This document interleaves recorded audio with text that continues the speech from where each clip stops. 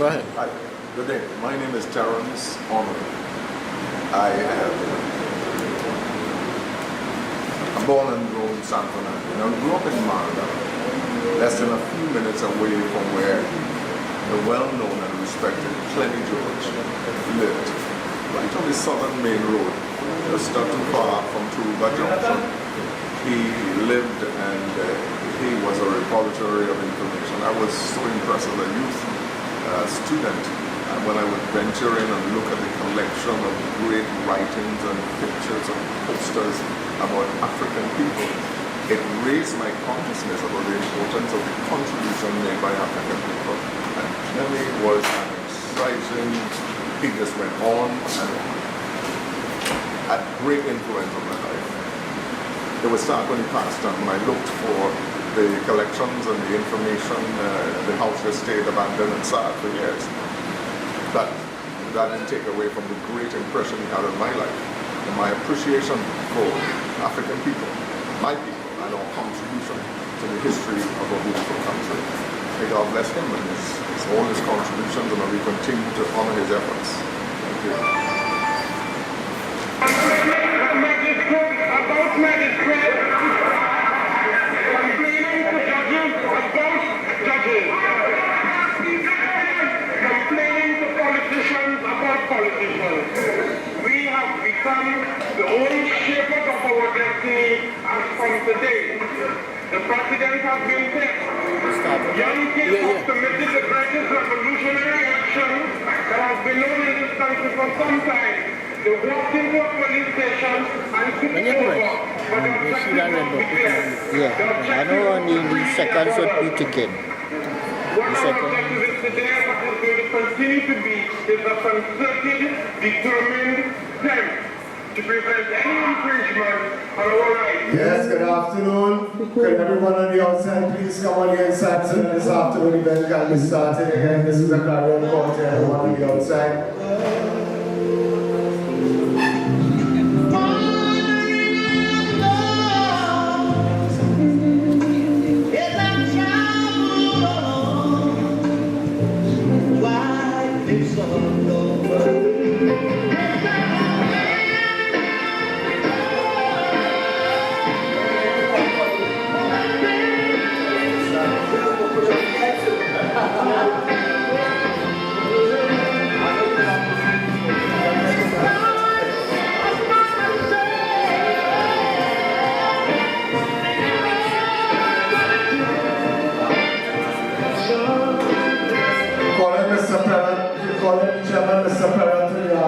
To the inside.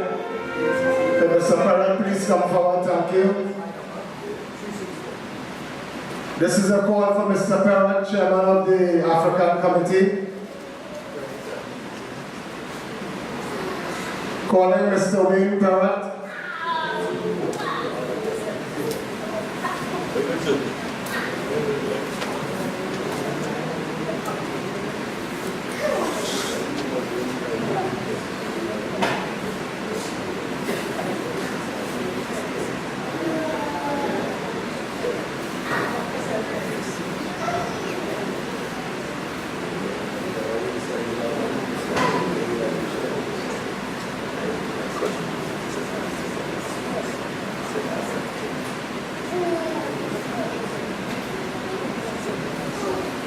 Yes, my brothers and sisters, we are about to start this afternoon's program. Could everyone on the outside please come on the inside so that we can start? Calling the chairman, Mr. Wayne Ferrnando.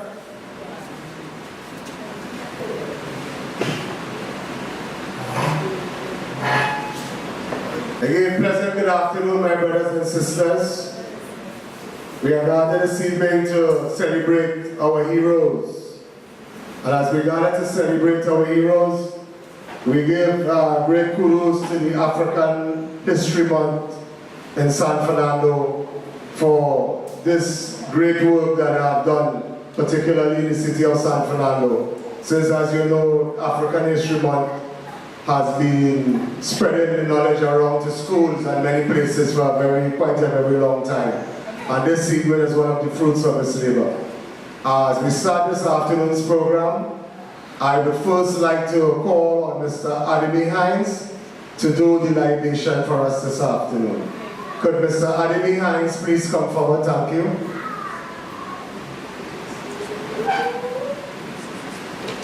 Calling Mr. Ademi Hines.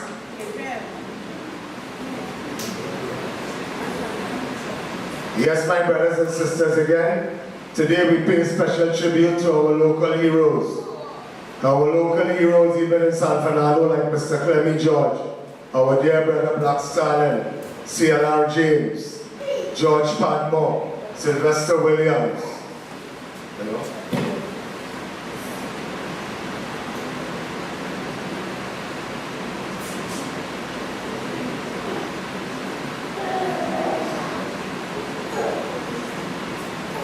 Meanwhile, I would now call on Pastor David White to please do this afternoon prayer opening for us. Thank you.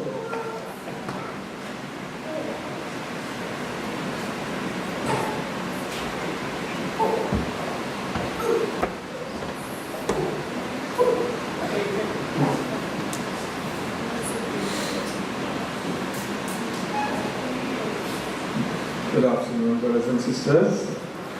May I ask you all to stand with me?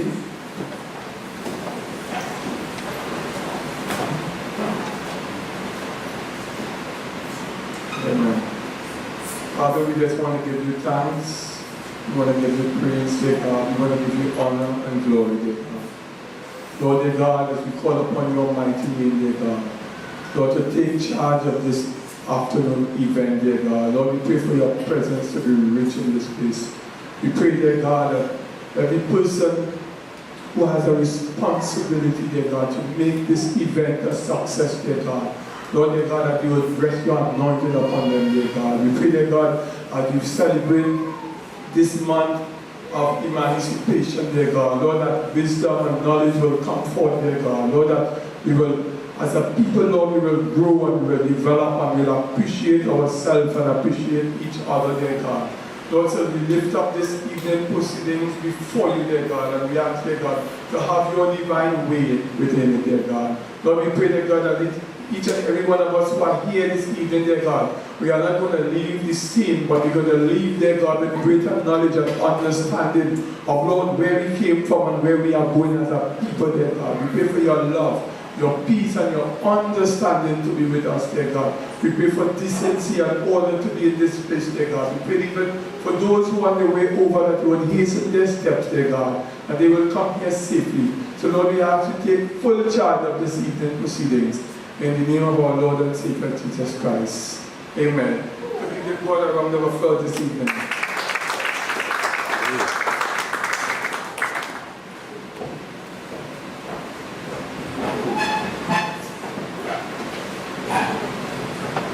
Yes, my brothers, thank you, Pastor David. Yes, my brothers, again, as we emancipate ourselves from mental slavery, none but ourselves can free our minds. We now move on with the national anthem. Could everyone please stand for the national anthem?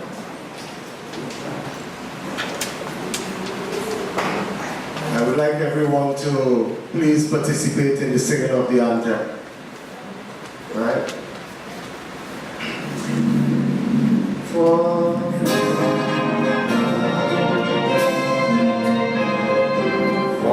From the love of liberty, in the paths of hope and prayer, in boundless faith in our destiny, we solemnly declare.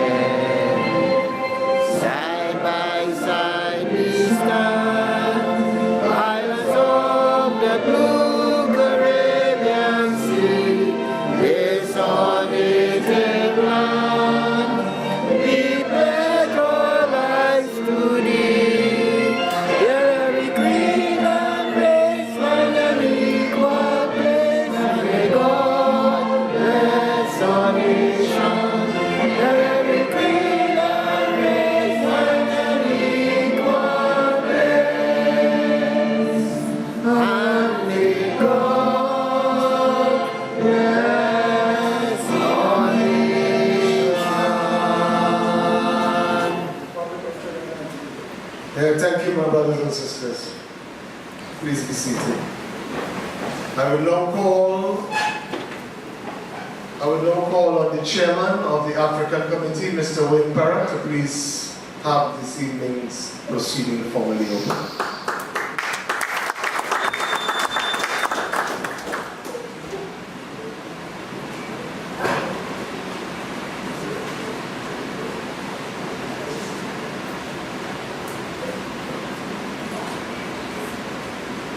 Good afternoon, everyone. My job here this evening is to give praise and thanks to all of the people who have led us here to this stage. People such as we are celebrating, the theme of the event is celebrating our heroes. And we want to give praise to all the people who have left us great legacies to look at and to learn from past to present. This evening, for me, it is a pleasure to welcome all. I do take the opportunity to welcome the Mayor of San Fernando, Junior Rebello.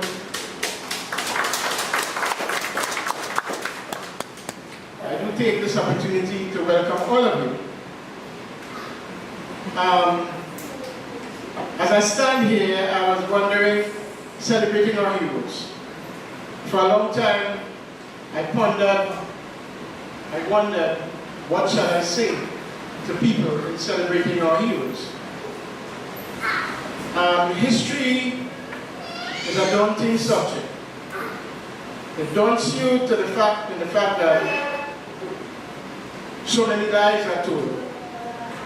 And if you read one book, or you read one passage in one book, and you tell yourself, that passage is it, then you're wrong. Because there are other people who are writing books, and when they write it, they may write about the same topic. So what in fact, and when they write about the same topic, and you read what they write, it's different from the first one you read. So what in fact you're doing, if you read just one thing and you tend to believe that's it, what in fact you're doing is reading in oblivion. Because in history, so many lies are told. We see where we learn lessons such as putting the cart before the horse, and we tend to ask ourselves, what happens to us when we put the cart before the horse? And in Trinidad and Tobago today, we see values are lost because we have lost our souls. We have also lost our, some of us have also lost our souls because we put the money really before anything else. And we don't understand what love is all about. And we don't understand that if you love something, then you ought to care for it. And in caring, you will do things that will be the best that you can be. In caring, if you look at a young man who buys a car, when he buys a car, what happens? You see him taking care of it. You see him washing it. You see him every day, you know. And this car must look. So therefore, he loves this car, right? And if you love your family, you will do everything to your best so that family values can come and grow, and you will do things to make your family grow. So I want to this evening point out to you that love is not an easy thing. And here we have, if you don't mind me reading from a couple books, or one or two, taking the passages from people like Marcus Garvey, who love these people. And we're celebrating him for loving his people. And he gave us the legacies of perception and self-knowledge. Perception and lack of self-knowledge. The irony of education. And education is one of the key points in trying to push our country forward. If you don't educate yourself, then we will be left behind. And many of us in this country are left behind. The world is moving so fast now. Technology has taken, if you look at the internet, it's pretty fast. Right? The world has changed from the time, and oftentimes, as I read Marcus Garvey, I used to wonder how, it always used to amaze me, how did he do it? The San Fernando Arts Council's building was built on the same concept of Marcus Garvey, cent by cent. You take a cent from each person, and when you take that cent from each person and you put it together, you buy a steamliner.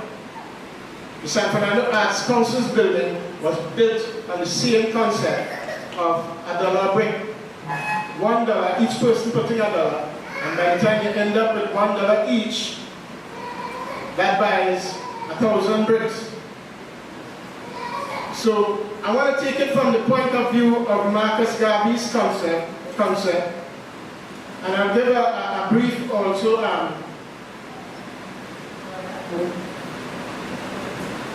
This book is African-Centered Consciousness versus the New World Order, Garveyism in the Age of Globalization, written by Amos N. Wilson.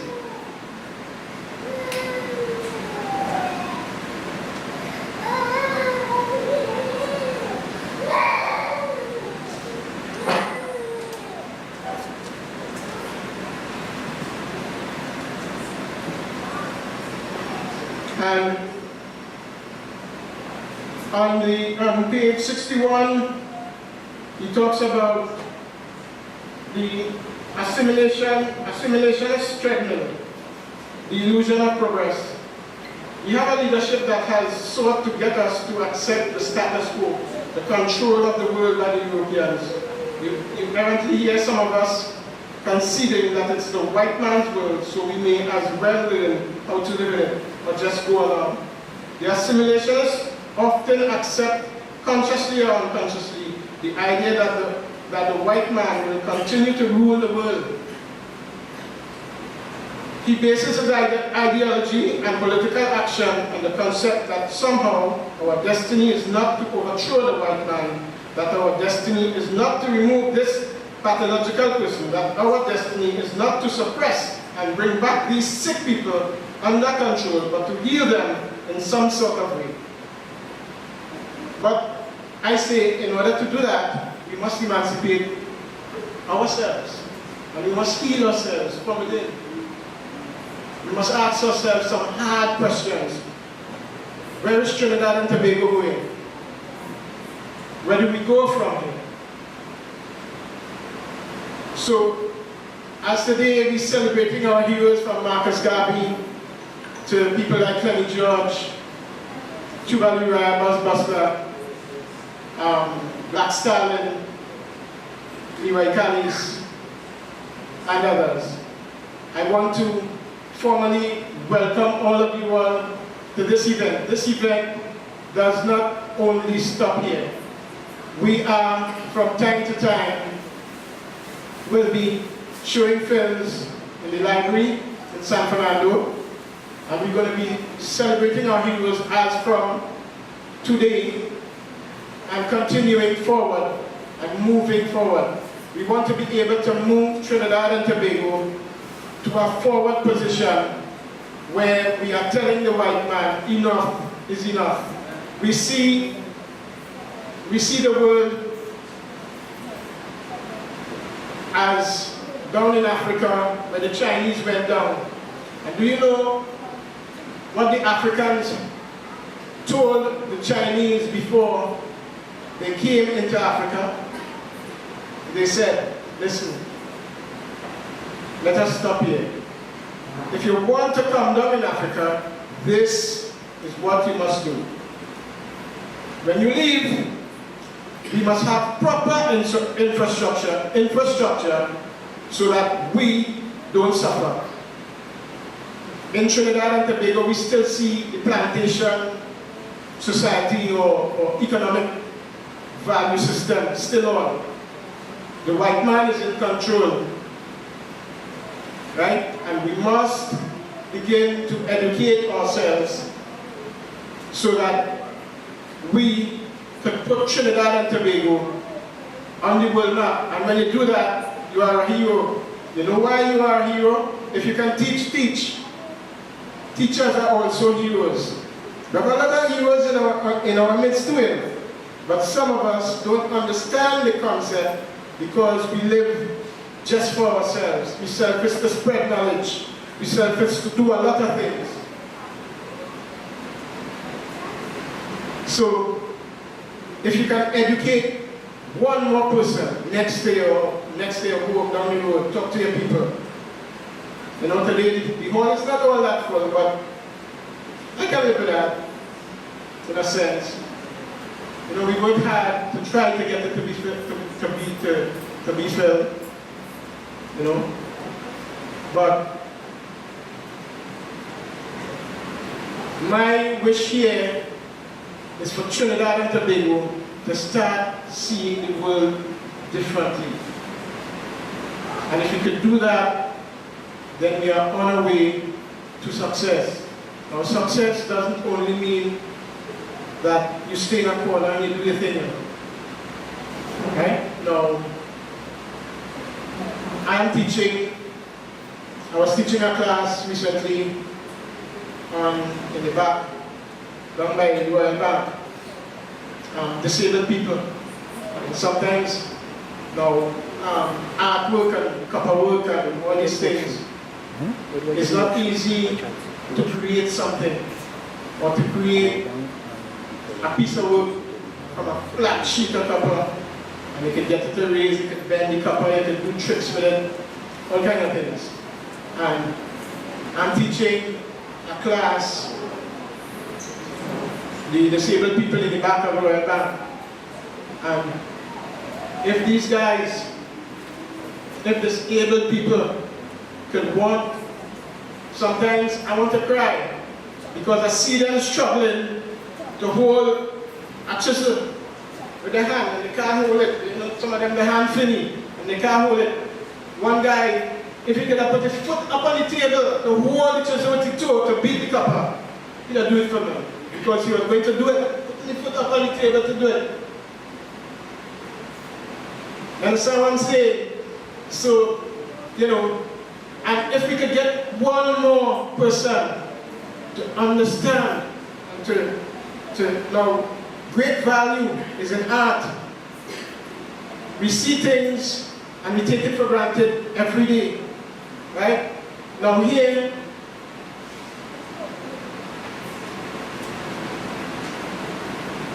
we see things and we take it for granted every day. This book, The Complete Entrepreneur, written by David Oates,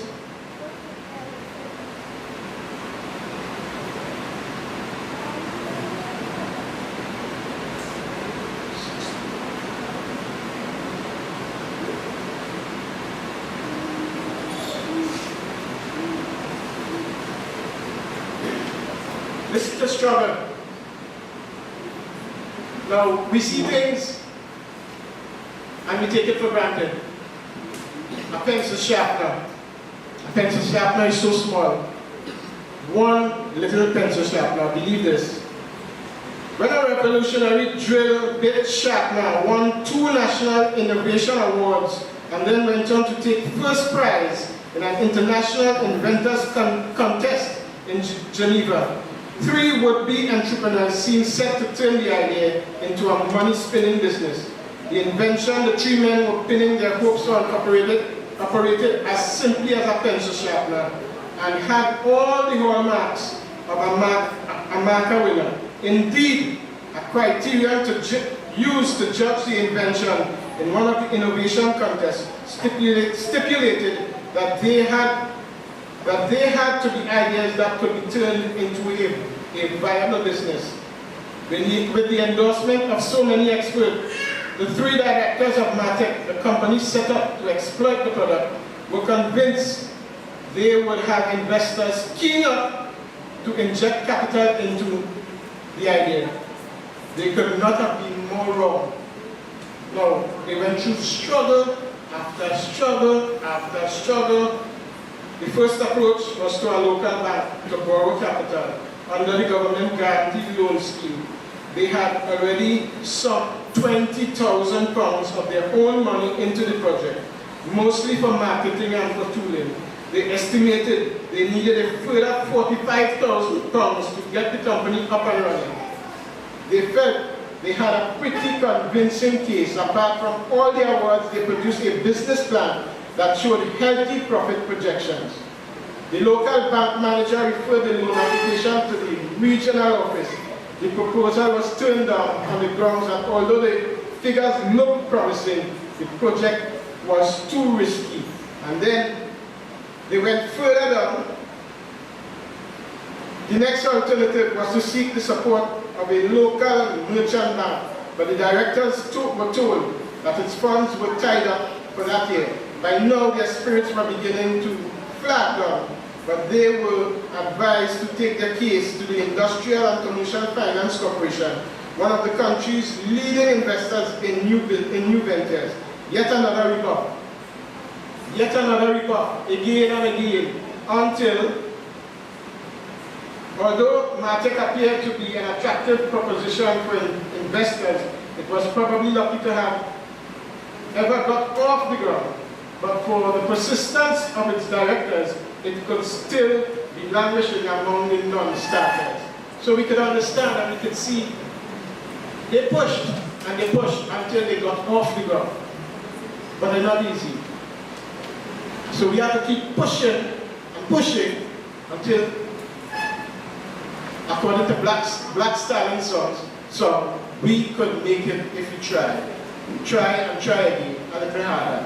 And today, I say thank you all for coming, right, as I open this event for 2017. Thanks.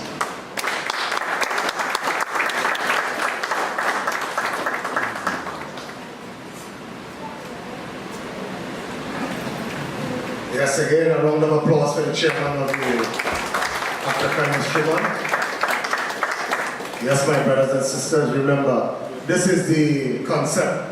This is the concept that we look for, for it takes a village to raise a child. The village concept is always very important. Give thanks again. As we move on with the program, remember this afternoon program had been sponsored by the San Fernando City Corporation and the Emancipation Support Committee of Trinidad and Tobago and the African History Month Committee, right? Under the patronage of His Worship the Mayor of San Fernando, Mr. Junior Regrello. At this point in time, as you know, His Worship the Mayor has always been courteous to most of the organizations that lie within his perimeter of San Fernando, always willing and always ready. We give thanks this afternoon to the Mayor for his patronage in having the facility provided here for the African History Month. As I now would like to introduce His Worship the Mayor, Mr. Junior Regrello. Give thanks.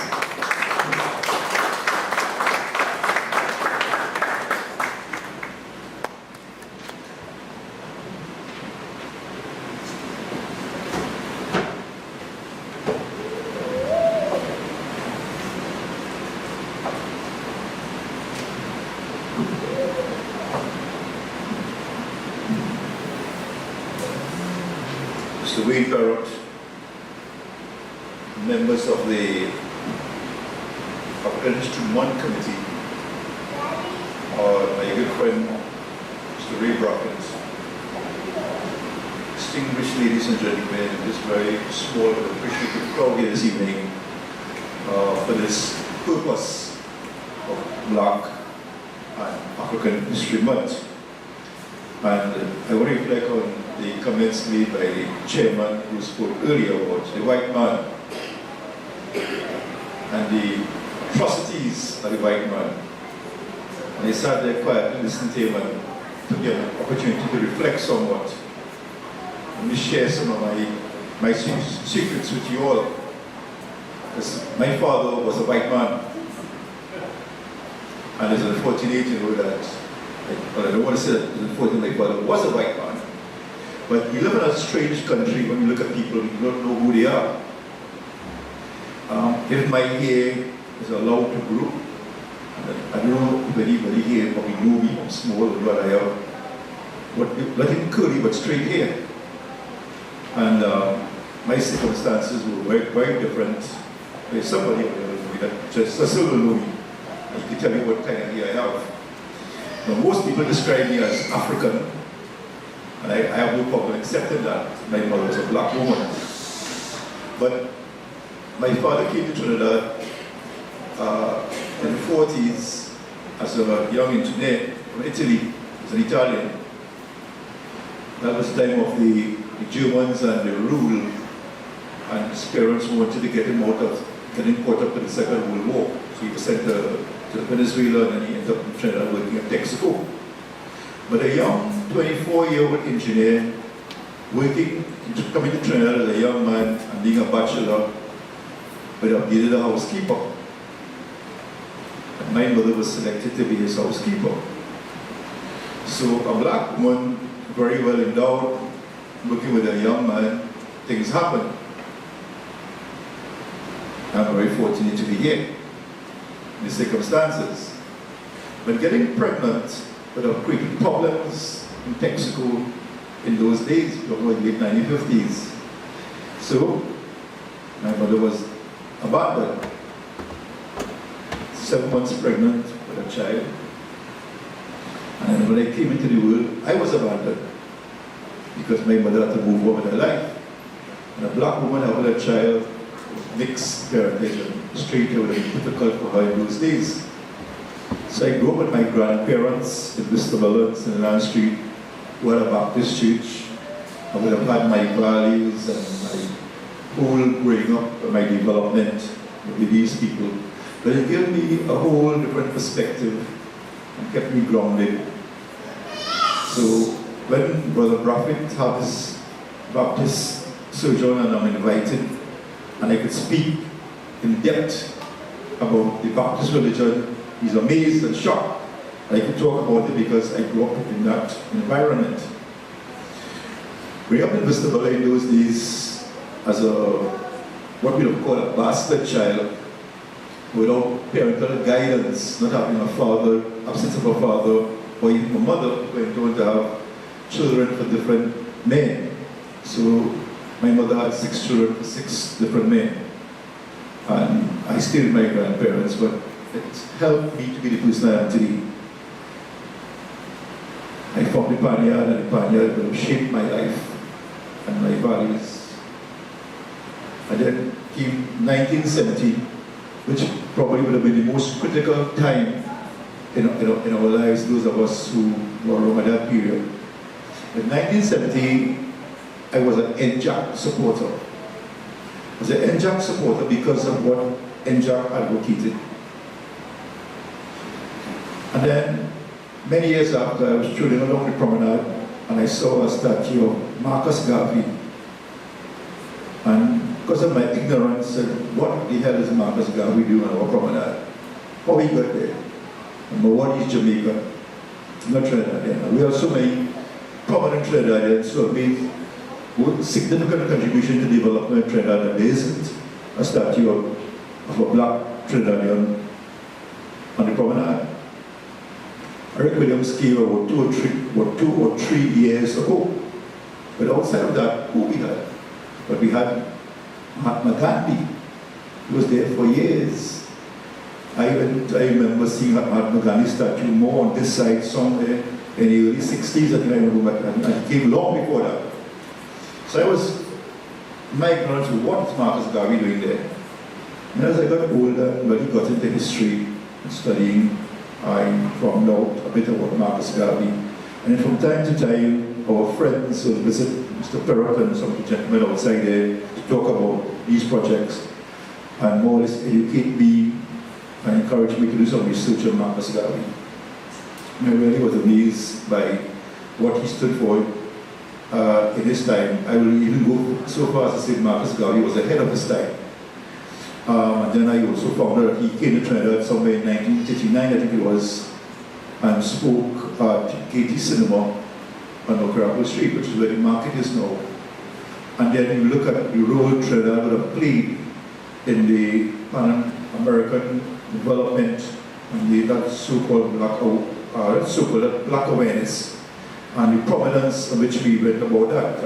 My research also tells me that we were very, not just prominent, but more ahead of the other islands in the Caribbean in terms of advocating the values and the independence of black people and the benefits of it as well. What would have made Marcus Garvey different is what is different with Jamaicans. And if you were to compare Jamaica to any of the other islands in the Caribbean, you'll be sure that they have something unique about them. And I'm trying to make this as simple as possible so we can understand what we're talking about. For instance, if you come across a white Jamaican, or a Chinese Jamaican, or a black Jamaican, when you time they open their mouth, you know that they're Jamaican. In Trinidad, if you come across somebody from Woodbrook in Port of Spain, or West Moorings, and somebody from San Fernando, or Marimo, you can't tell who is who. The white Trinidadians, particularly Port of Spain white Trinidadians, have a different accent. In recent times, some of them are beginning to sound like us. I remember listening to our swimmer, George Bovell, I think is his name. I was being interviewed. And he sounded a little bit like Trinidadian. But the best I've heard is the guy who is a sailor. What are you talking about? Lewis. The sailor. I can't remember his name right now. But no. Lewis. A young guy, Lewis. When Lewis started to speak, you sure he's a Trinidadian. I don't know what part of Port of Spain he grew up, but he sounds like a Trinidadian. You wouldn't believe that he's white.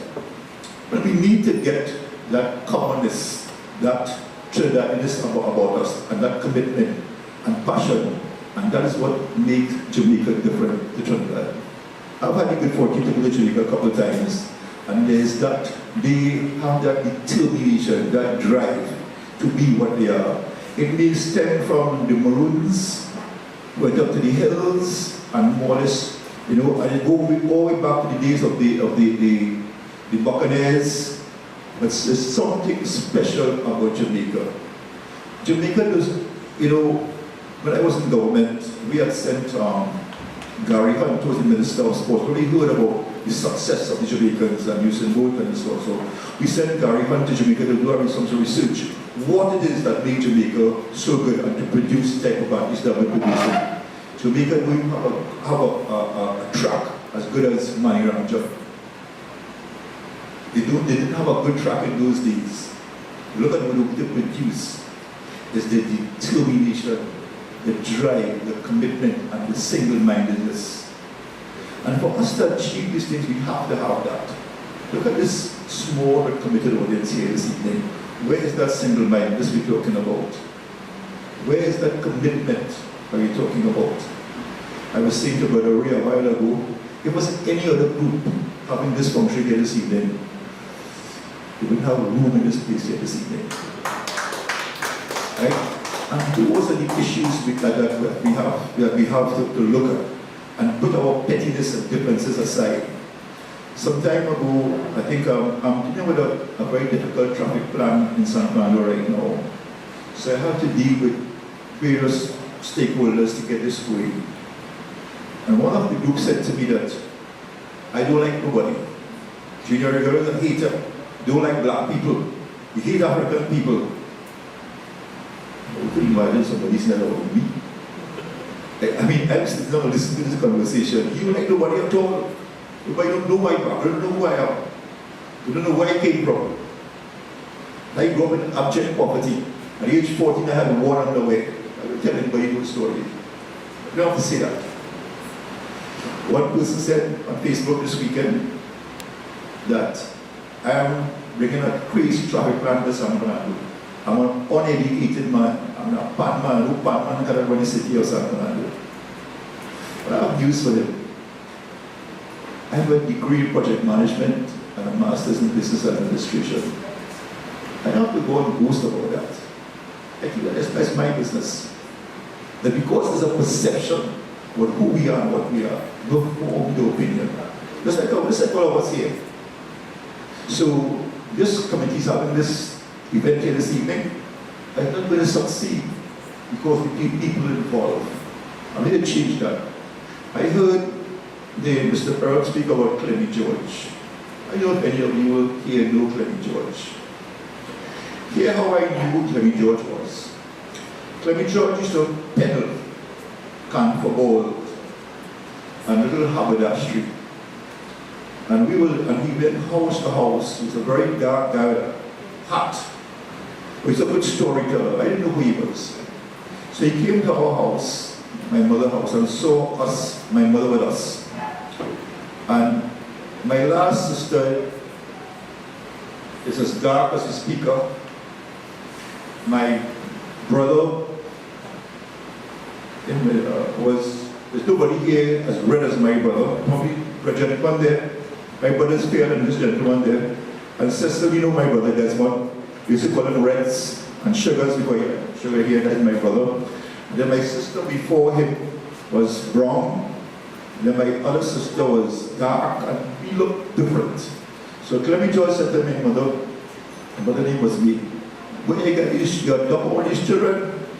So she said to him, no, these are my children. And then he went on in conversation, but how are you, where are the fathers? And none of the fathers existed. I didn't know where they were, most of us. So he said to her, well, I have to help you. And he came back the following week with some documents for public assistance. And through Clemmy George, my mother would have filled out those forms. And we all went to a building at the bottom of St. James Street, just where, before Pennington Street there, where they had a government building there. And we had to be interviewed. And all of us had to go with my mother, because to qualify for public assistance. Clemmy George was the person who did that for us. Now, that made him a hero. And we do not know how many other persons Clemmy George went and helped. But as I got bigger and I started establishing myself, and I came across Clemmy George, I was interested in this man because he was able to put some bread and food on our table as a child. And Clemmy George was a lot like recorder and tell stories about African people that we didn't know about, and mass and carnival, especially history mass and that kind of thing. So I just wanted to share this when we talk about Clemmy George, who Clemmy George was. And he used to live, I remember there was a house on Ponapir Road, Marabella, just before opposite Fives, on the left-hand side coming down there. And I don't know if you live there, but the house is painted in African colors. Anybody know what I'm talking about? Yeah. Right. The house is painted in African colors, and I know Clemmy George there. Clemmy was one of those characters around San Fernando, hung by Graham's parlor on Ponapir Road or on Lord Street, I think. I don't remember, or like we call it by Royal Castle. Clemmy went to the great beyond, but as you rightly said, Clemmy would have been a hero, a folk hero. And how do we tell the story about Clemmy? Who knows the story? How do we, is those stories documented? How many of us will come here and stand up and in a very simple way say, well, Clemmy George would have made a contribution to my development. And I want to say that without any shame in that Clemmy George contributed to my family in a very, very most humble way, by saying that we help this black woman with all these hungry children to get some food. And I'm sure that several other persons could testify to my story and agree with my story and contribute and help. There were some people I remember on Short Street, which is now like a business area. With Short Street in San Fernando in those days was an area where a lot of poor people lived. And Clemmy also helped a lot of people down there. I could recall stories similar to mine in the Short Street area. As a matter of fact, I think Black Stalin family lived somewhere close there, behind Kirpelani's And that area there is where poor people lived in those days. Now, we could hardly, distinguish or differentiate where the rich is and poor. But those areas in the back there is where, and behind, I think behind the cinema, which is where Rattans is right now, behind there was another catchment of poor people. And that's where Clemmy would have really, struck around and help and give assistance whatever way he could to people, because he had some knowledge and understanding, because most people didn't know how to source what was available, and because of his skills he was able to do that. So Clemmy just was a hero. And as we reflect today on heroes, I want to look at heroes in a perspective of San Fernando. And heroes of San Fernando, black heroes of San Fernando. I was looking at a document in the City Hall of prominent San Fernandians in years gone by. And one of the few black men who owned any property on Coffee Street was a gentleman named Mr. Dutton. And that paper was a paper of 1935, I think it was. So in 1935, we had probably one black man who owned properties on Coffee Street. And I'm talking about between Prince of Wales Street and Johnston Street, and going down Johnston Street. He owned about 7 or 8 properties there. I don't know what became of Mr. Dutton and his family. It was second and third generation, but there's no existence of Dutton owning any property there right now. When we were growing up, Superior Street was basically owned by black people, African people, most of the business places. As late as 1970, one of the few remaining black persons that owned property on Superior Street would have been Lloyd. Mr. Lloyd had Lloyd Night Spot. It was a little semi-hotel, and he made the best roast beef you could have come across on Superior Street. Lloyd's Night Spot. You go there very early in the morning, people line up to get bacon, bourgeois, bacon, corned beef. Anybody know about that? Right, we speaking to young people here. Because I talk to young people who don't know about San Fernando. Right? But Superior Street is really owned by a lot of black people in those days.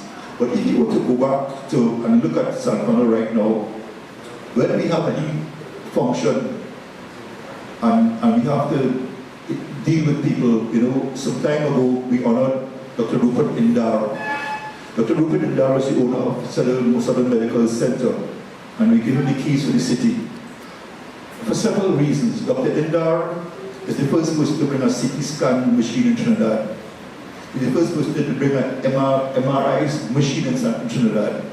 And he's the first person to establish an oncology center and that medical institute on Quentin Street, way before the government. So based on that and his work and his development, and sometimes we may encounter as a politician a child or somebody who may need medical help and we have the resources to do it, I can call Dr. Indar, I say send the child across. On that basis, he was given the keys. I decided to invite prominent persons in San Fernando and the Medical Association. And this function was held right here, and I didn't see 1 or 2 black prominent African doctors or prominent persons. And I wondered, not in a negative way, but why is that so? And how do we change that?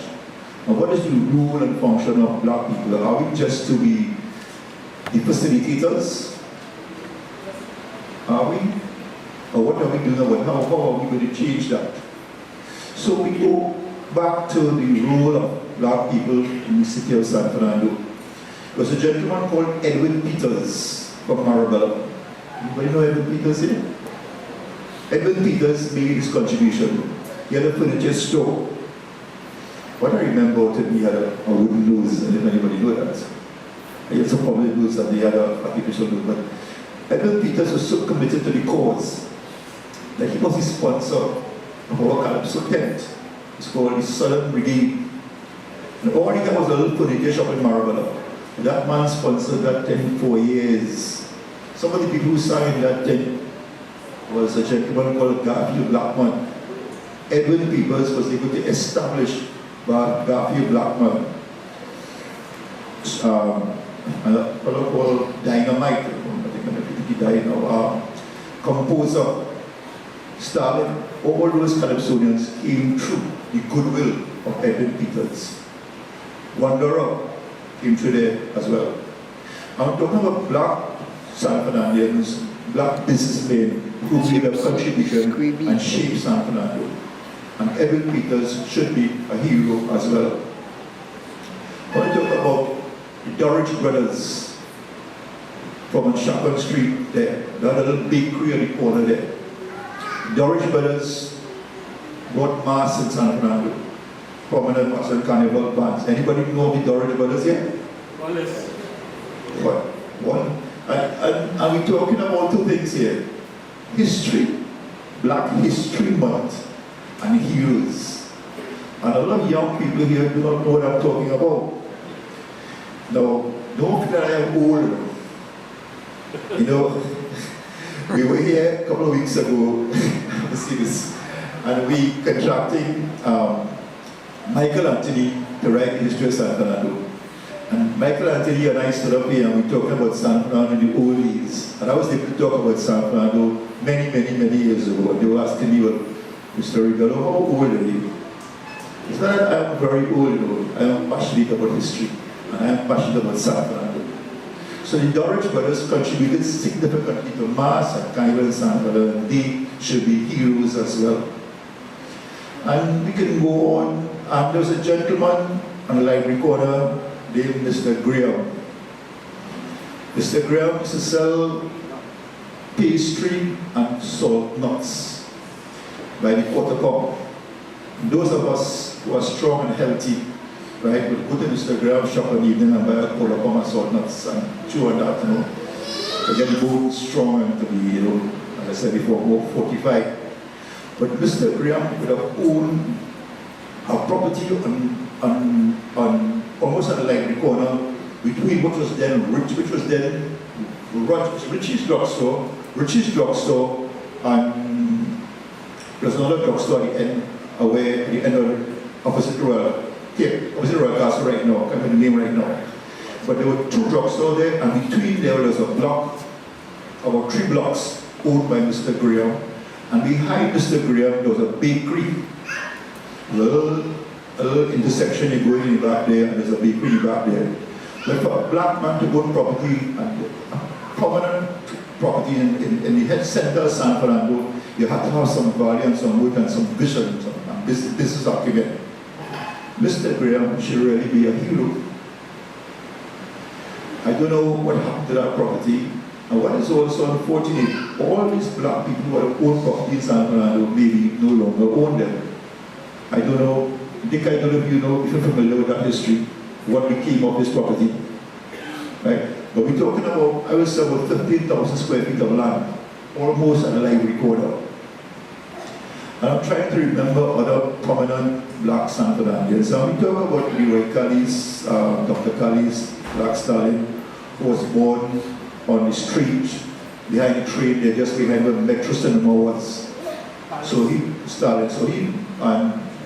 grew up in that area. Then they moved behind Kiplani where his mother lived. And Stalin's mother sold the biggest Friday you could ever come across at library corner.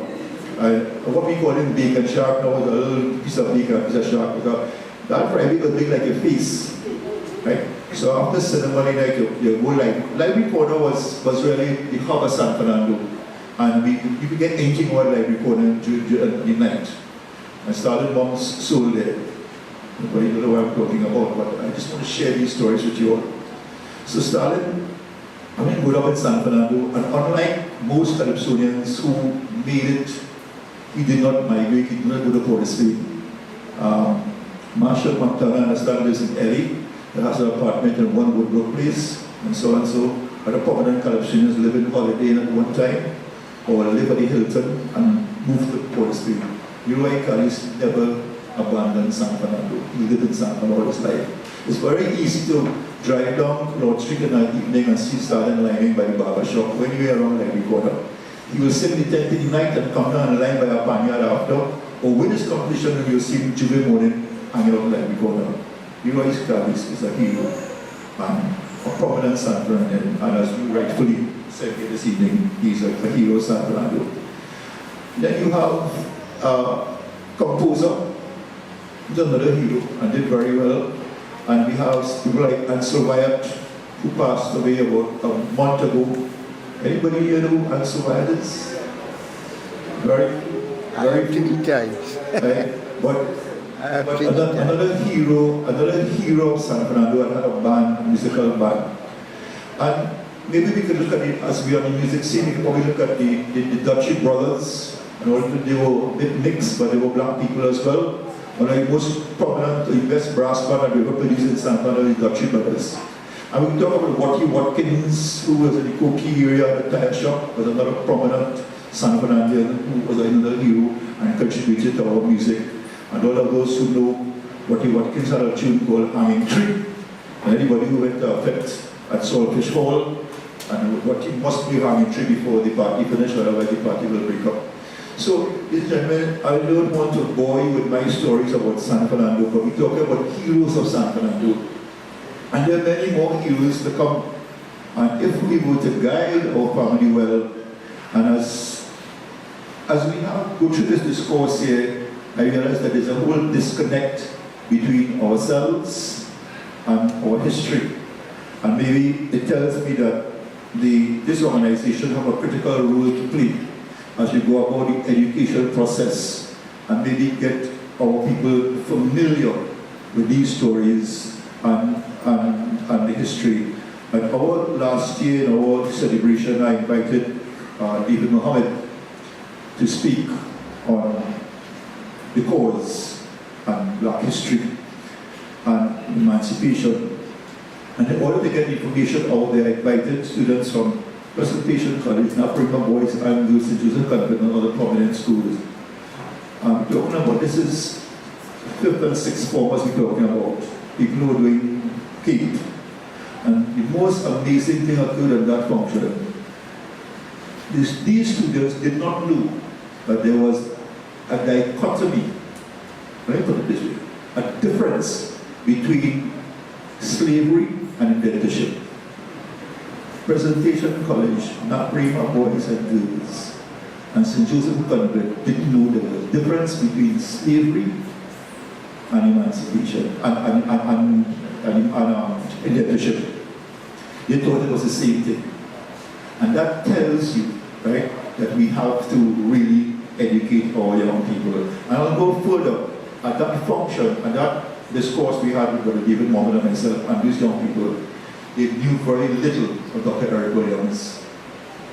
And that is unfortunate.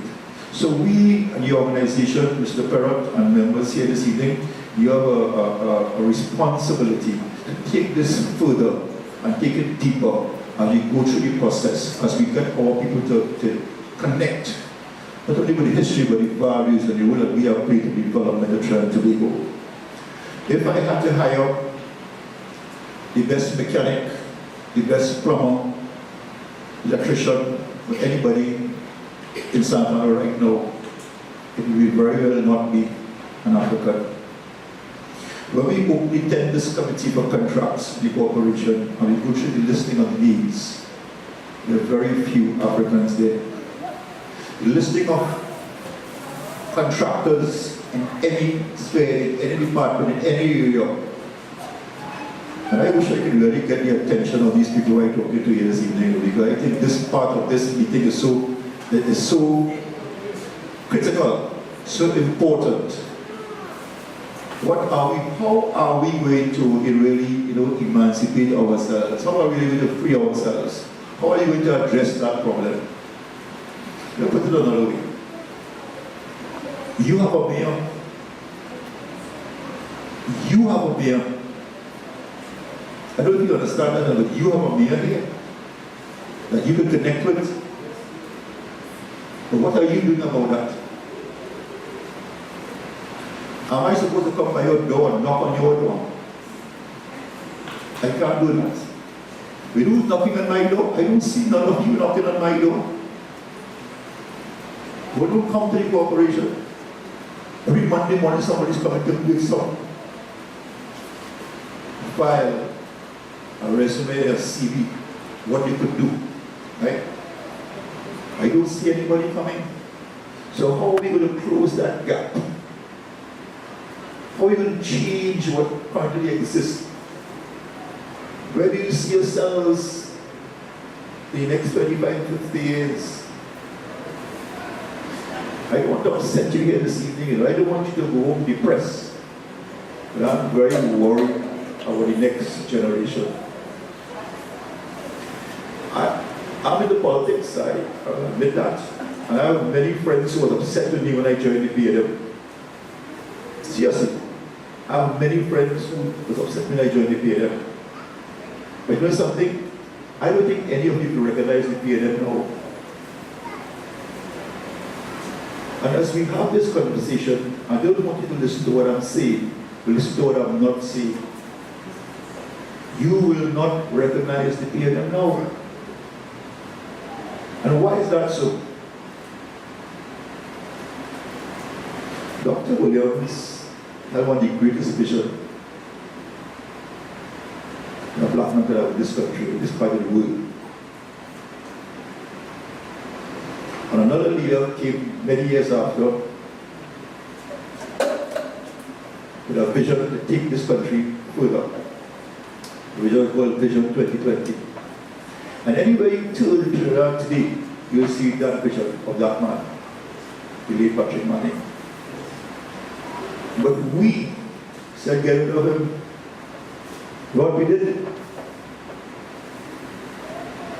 Get rid of him. But let me say this to you. You and your children will pay whatever price for that. All of you will stop in 2010 and say, get rid of Patrick Manning. Will pay one hell of a price for that. Because you cannot undo what was done for the past 7 years. They will play catch up now. That's why I'm in politics. African, open your eyes.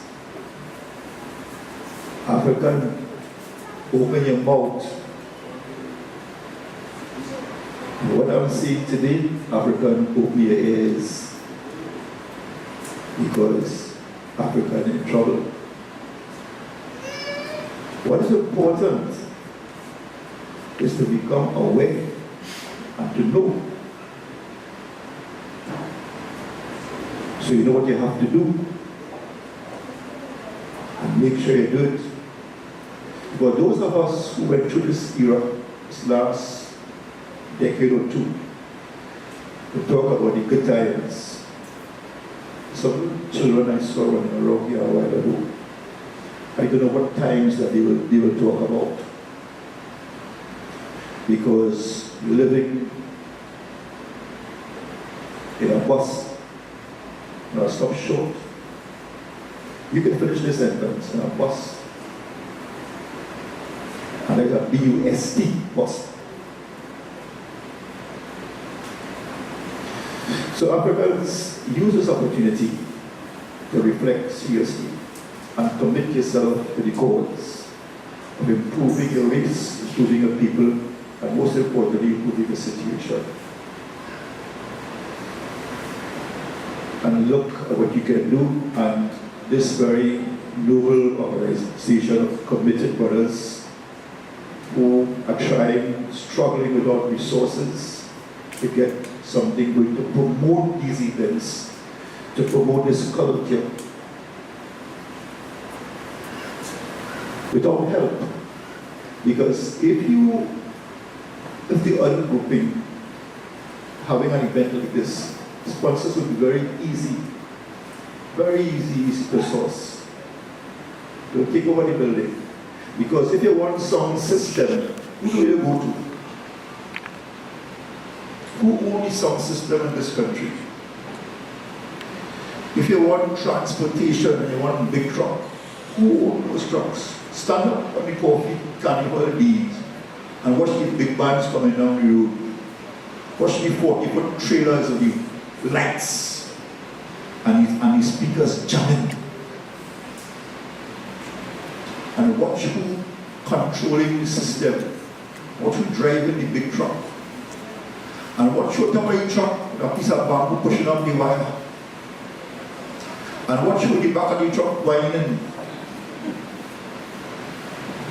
And who watched you come in Ash Wednesday morning to the mayor to collect the check. And that's the reality of it.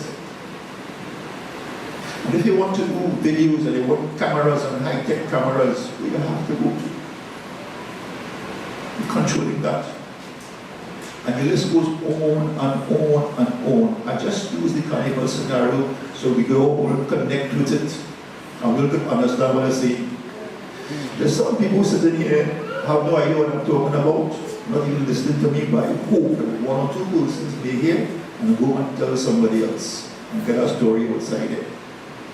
Africa and we in trouble. Thanks for having me. Thanks for the opportunity to serve you this today.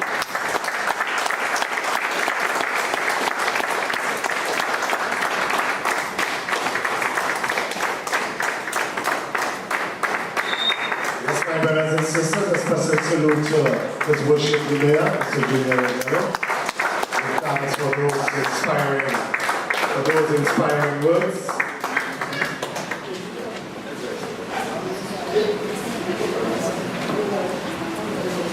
And we continue this afternoon. As the mayor has earlier indicated, may all petty differences be dashed away and dashed aside by reasoning and prayer strengthen us together for the victory of good over evil. This is a short true rising in organized and centralized cooperation, elements essential in nation building task at hand. Today let us look at the village concept that the village concept can present for culture, tourism, and benefits towards our people and our development. Remember, my brothers and sisters, it takes a village to raise a child.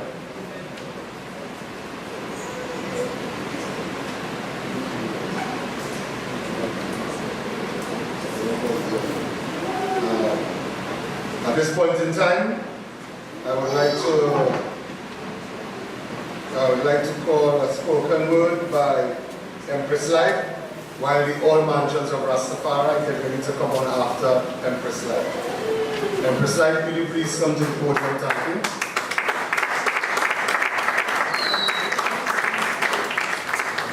Aye.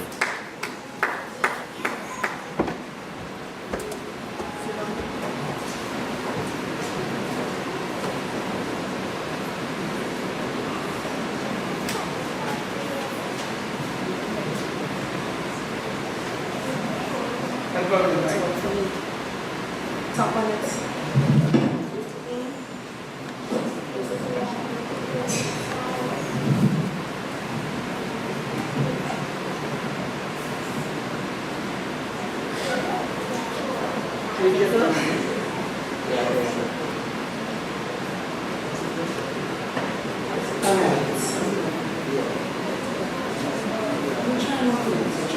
Let's bring it close, because it was so.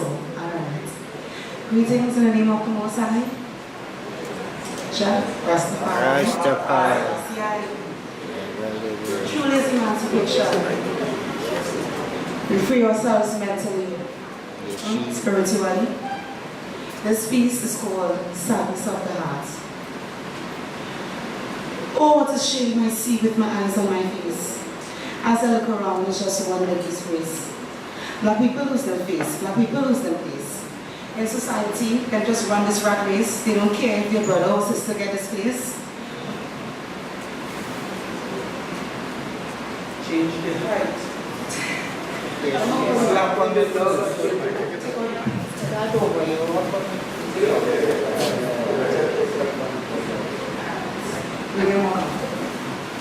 Greetings again. So sorry about you lately. Okay, we start with the sadness of the heart.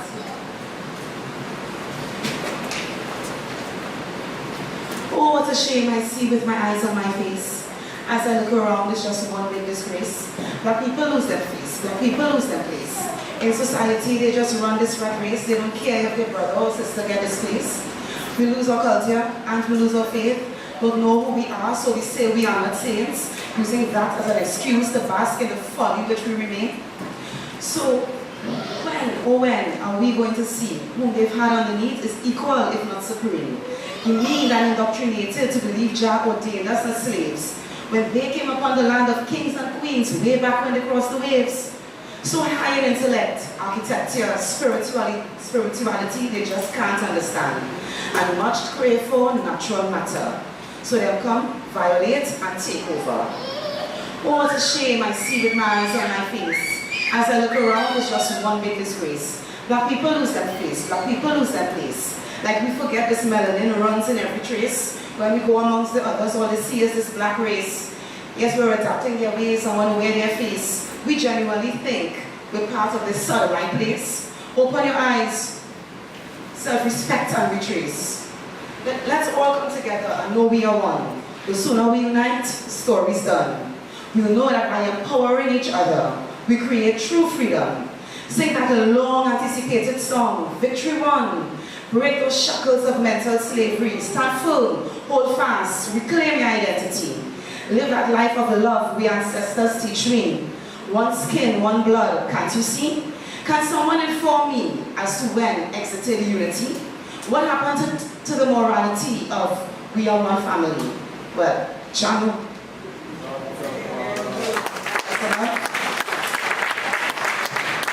A round of applause for our guests. Well done. We now call the young mansions of Rastafari on the stage. Move on with the program.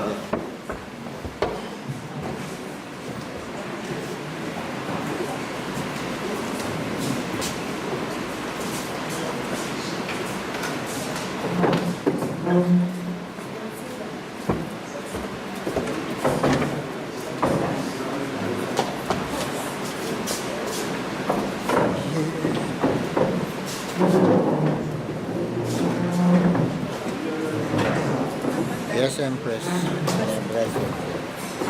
Yes, my brothers and sisters, we still have our couple of speakers there. We have Mr. Shabaka Kamban, Mr. Ayobora Ome, apparently would not be with us this afternoon due to unforeseen circumstances, but we have Mr. Shabaka Kamban, who is up here with us in a couple of minutes. All mansions of Rastafari.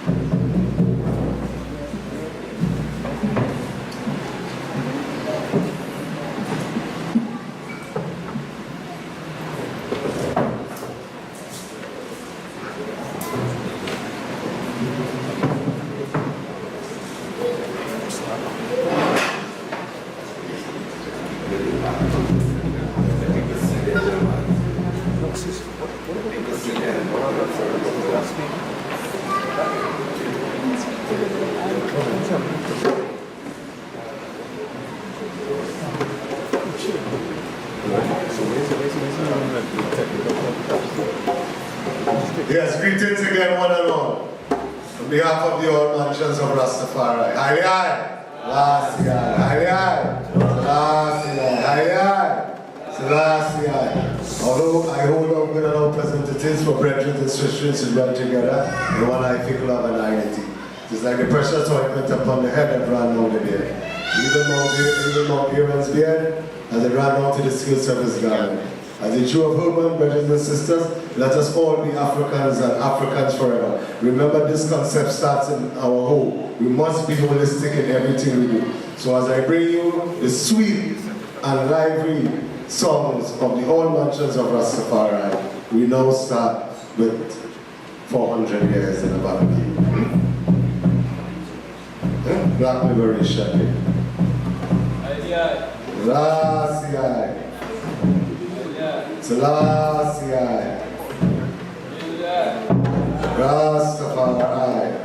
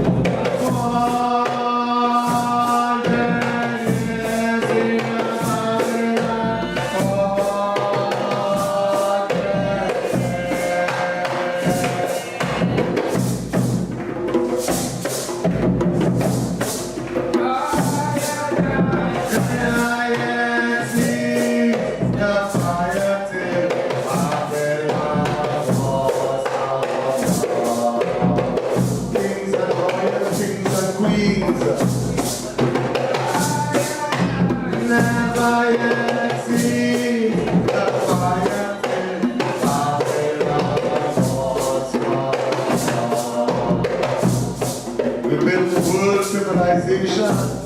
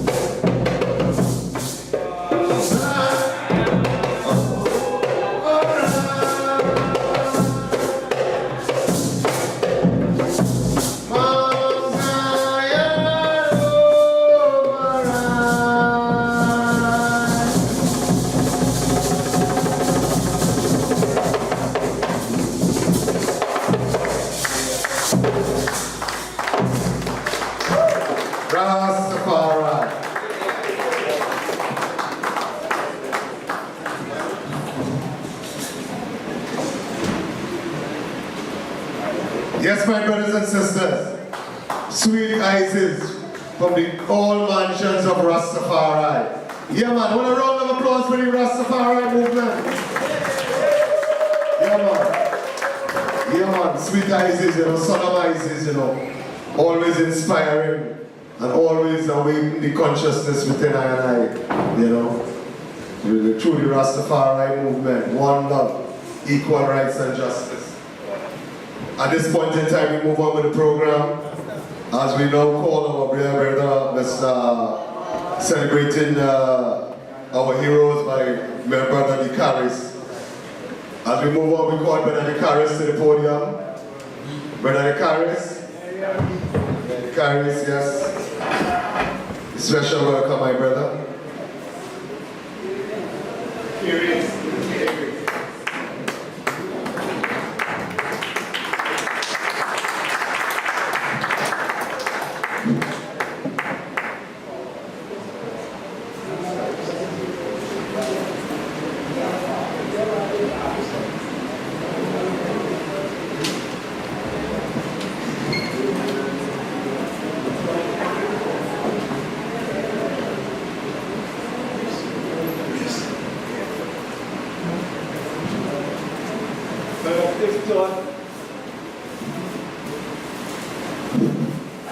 Collective thought, collective purpose, collective action.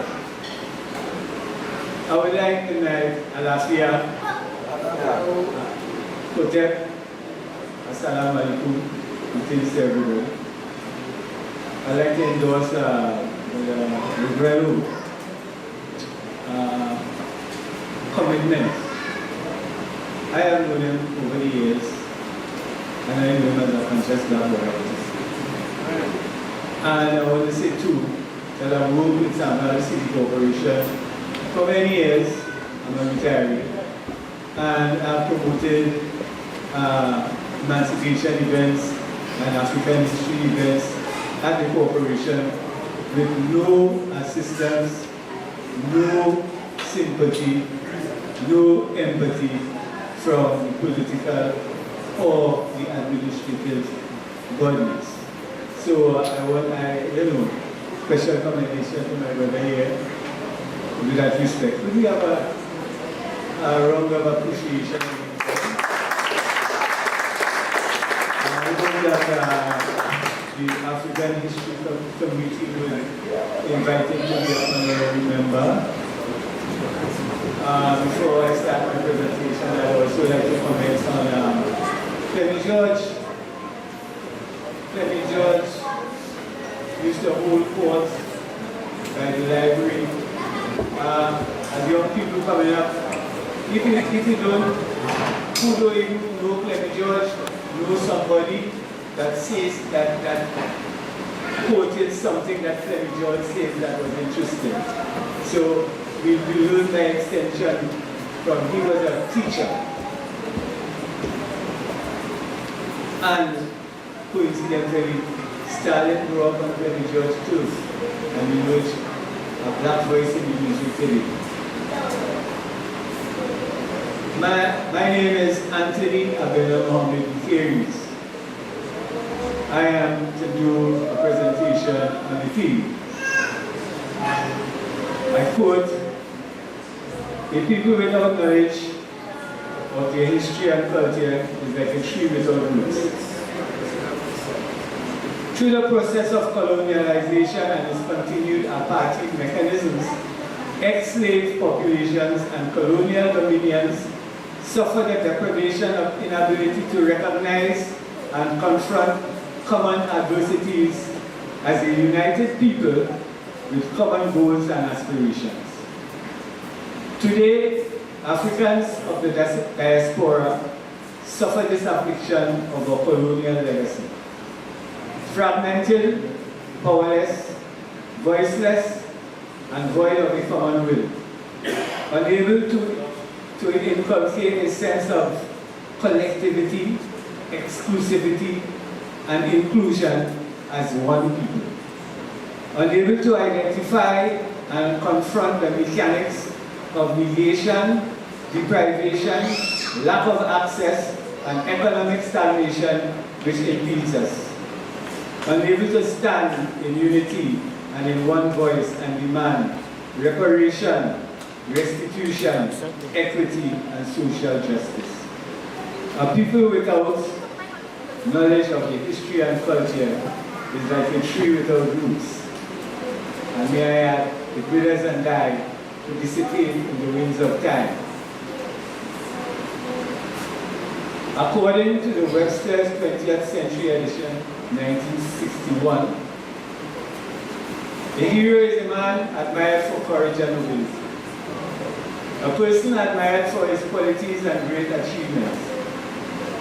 In myth and legend, a man of great strength and courage, favored by gods and a part descended from them, often regarded as half-god and worshipped after death. Attis of Phrygia, 1200 BC, worshipped by ancient Greeks as savior of the world and eaten by his followers after death. Dionysus, 500 years BC, the sacred king, performer of miracles, eaten by his worshippers in a Eucharistic ritual. Such rituals refer to earlier tribal traditions of scattering the blood of heroes around villages for protection. In some instances, their blood smeared on warriors and their hearts equal to be imbued with the hero spirit. From the advent of human communities, hero worship is integral to the cosmic psyche of human groups as they evolve from tribal communes to nations to empire builders. They erect large monuments to commemorate the larger-than-life achievement of their heroes, their life and exploits recorded in the oral and written history, and enshrined in their cultural heritage.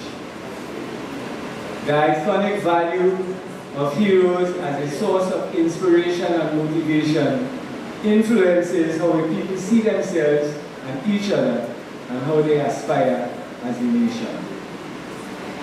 Enslaved and colonized people suffer history's consequence of having their monuments destroyed, their heroes denigrated, their cultural heritage denied, while they are conditioned to accommodate negative self-concepts and glorify the heroic achievements of others, oblivious of the glory of their own people. They see themselves through a fractured mirror of lies, misinformation, miseducation, and negative imaging constructed by the colonizers.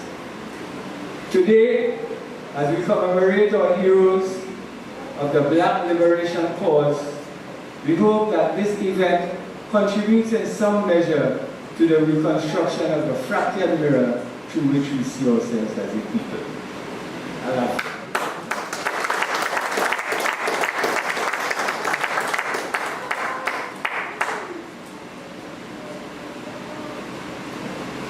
Consciousness within I, you know, the truly Rastafari movement, one love, equal rights and justice.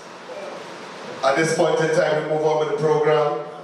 As we now call our brother, celebrating our heroes by my brother Nicaris. As we move on, we call Brother Nicaris to the podium. Brother Nicaris. Nicaris, yes. Special welcome, my brother. Collective thought, collective purpose, collective action. I would like to thank Alafia, Hotep, Assalamu alaikum, greetings to everybody. I'd like to endorse the Brelo commitment. I have known him over the years, and I know him as a conscious Napolitan. And I want to say too, that I worked with Sambal City Corporation for many years, humanitarian, and I've promoted emancipation events and African history events at the corporation with no assistance no sympathy, no empathy from the political or the administrative bodies. So special commendation to my brother here with that respect. So we have a round of appreciation of you. I know that the African History Committee will invite me to be an honorary member. Before I start my presentation, I would also like to comment on Flemmy George, Mr. Holdfort by the library. As young people coming up, even if you don't even know Flemmy George, know somebody that says that quoted something that Flemmy George says that was interesting.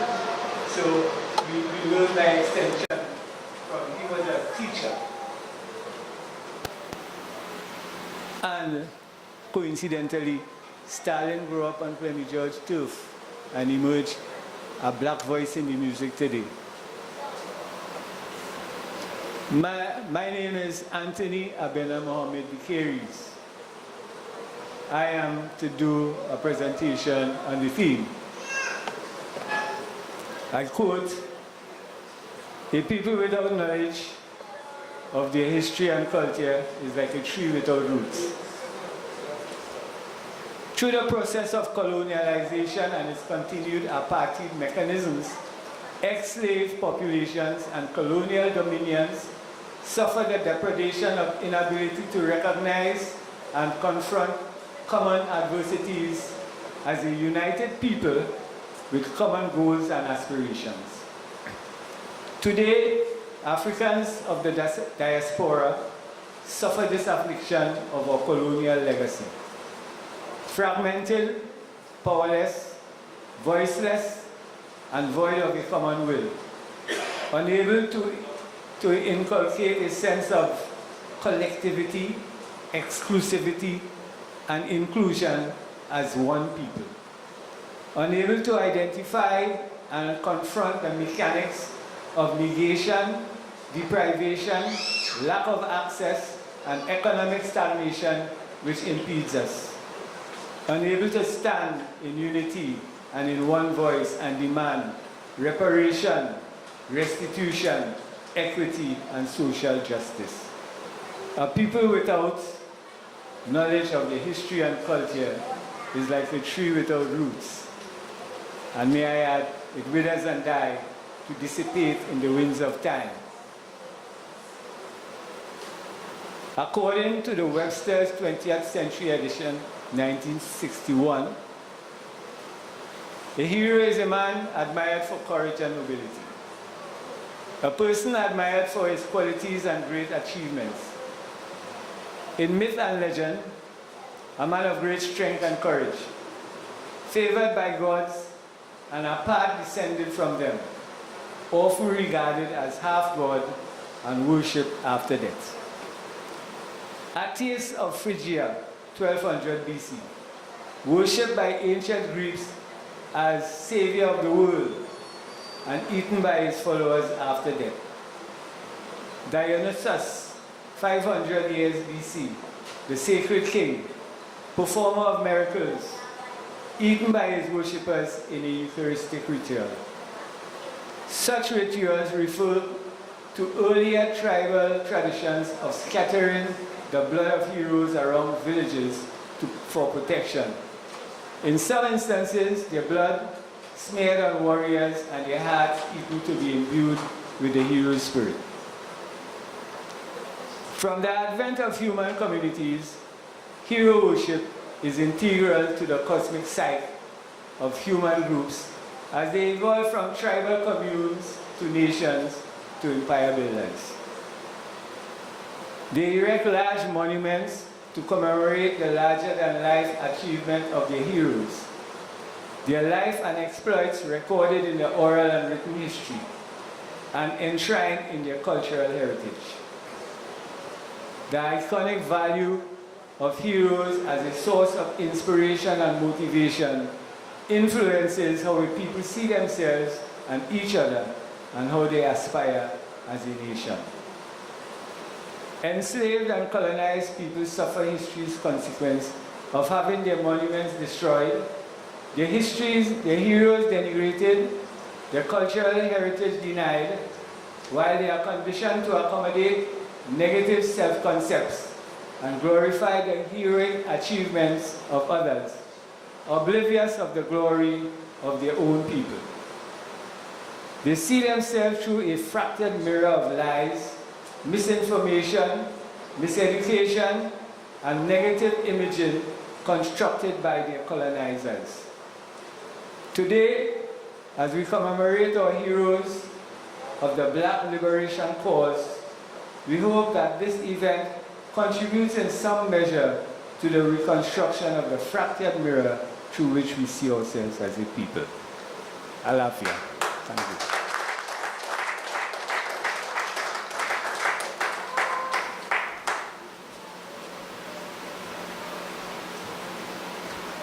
Yeah, man, certainly a round of applause for Mr. De Curries again. Yeah, man, a round of applause. I must say to Mr. De Curries, over the years, I had been a very close associate of Mr. Clement George, who was a very, very good teacher. He was a messiah and a very, very powerful man. But prior to his death, we had a bit of, myself and him had a bit of stumble. For this reason is that I went into a Chinese building in Port. I went into a Chinese building in Marabella that was burnt. Myself and a mad poet from Marabella named Rodney, a very good poet, traveled to Cuba, everything, but he was crazy, madman. But we went into this Chinese building and we found, when the Chinese building was burnt, and we find a vault. And when we open this vault, we find a book. That book was worth, at this point in time, approximately $1 million. And the first person I showed that book to was Mr. Clement George. First, the madman told me, although he was mad, don't go and make no money with that, keep it at T.G. children. And the first person that I met was Mr. Clement George, in which I showed him the book. And the first thing Mr. Clement told me, he said, see you, I will make you a millionaire. And that was the last time he saw that book. For telling me that, he never see that book again. Instead of showing him that book, I take the book and went to Southern Medical Center and find a RAF war fighter by the name of Dr. Henderson. He was a dentist. And so I showed Dr. Henderson the book, gave Dr. Henderson a copy, and a couple years after that my house came and burned down in Marabella, and that was the first thing to burn. So I lost it, you know. Secondly again, as we celebrate our great heroes today, you know, ever from a youth, I had always been one person who I studied very well as a child coming up, was Churaya Bus Butler. I think that I'm a very versed person on Butler, knowing Butler as one of our heroes. And again, as the mayor had expounded about our local heroes in San Fernando, today celebrating our local heroes raise a picker in me. Since in San Fernando, at the earlies, in the days of the Federation, right? I remember this is history, from the days of the Federation, because Butler came out of 1937. Right? Butler came out of 1937 forming the Home Rule Party, right, for citizens and the workers' strike. What had happened is that all those years from 1935 was fighting to make to win a seat on the Legislative Council, but never did. But this is history that must be recorded, that on the 18th of September, 1950, Butler received a seat on the Legislative Council. How did Butler receive that seat on the Legislative Council on the 18th of September, 1950, was that the Home Rule Party, right, which was Butler Party, sent up a teacher and an accountant for San Fernando by the name of Ebenezer T. Joshua. Ebenezer T. Joshua on the 18th of September 1950 went up against a great giant from San Fernando by the name of Roy Joseph. I know how many of you have heard about Roy Joseph, right? But unfortunately, Roy A. Joseph beat Ebenezer T. Joshua in that election on the 18th of September 1950.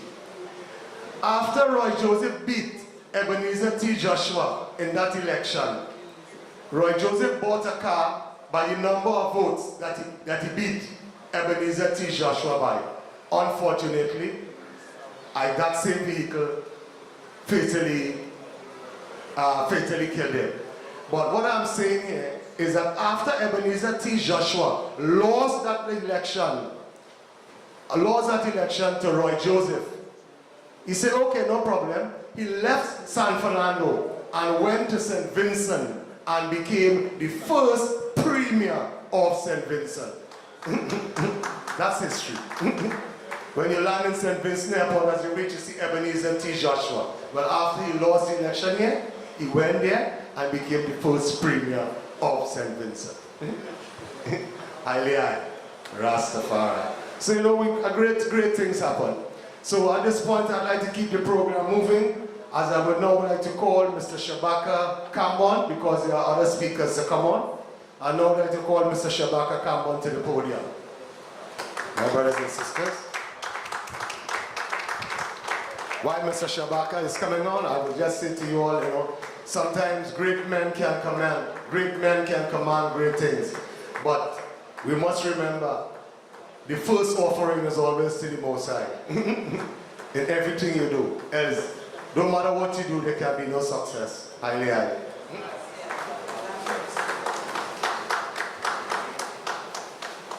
All right, well, good night, everybody.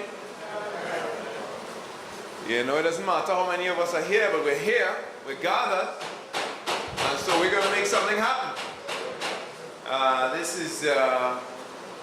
I was hoping to share with you the trailer for a film that we're working on called Crossroads, which is pertinent to the project that I'm going to discuss today. But unfortunately, we don't have all the technical stuff sorted out yet. If we do before the end of the presentation, I'll have them come up and set it up so I can share this with you. But basically, everybody's aware that there's a conversation taking place right now about renaming Queen Street. Everybody's aware of that? Renaming Queen Street in honor of Miss Penny Commission Chow. Correct?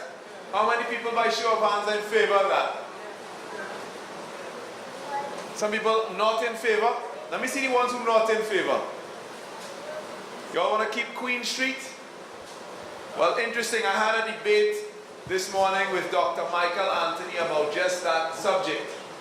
And that is the focus of the project which I am founder director now, not specifically Queen Street or honoring Penny Commission, although I think it is very important for us to understand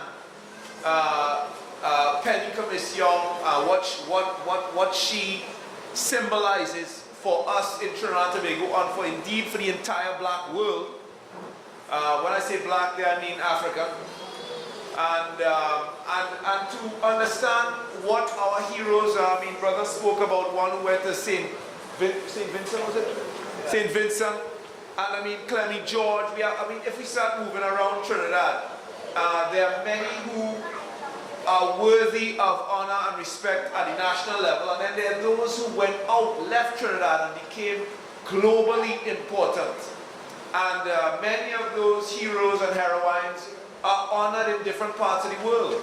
There's a brother from the East-West corridor called George Padmore. He has a library named after him in Ghana. He has a raised tomb there. Most children in Trinidad don't know his name. And I understand that his house in Tunapuna was recently, when I say recently, in the last month or two, bulldozed. In fact, our brother in the back of the room was the one who alerted me to that. Brother Hines, let's give him a round of applause. Right?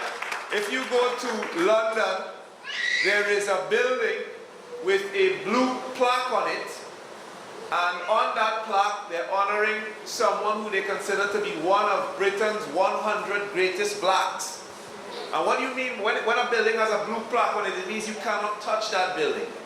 That was a building where another Trinidadian who didn't live far from Padmore, he lived right on the edge of the bus route there in Aruca.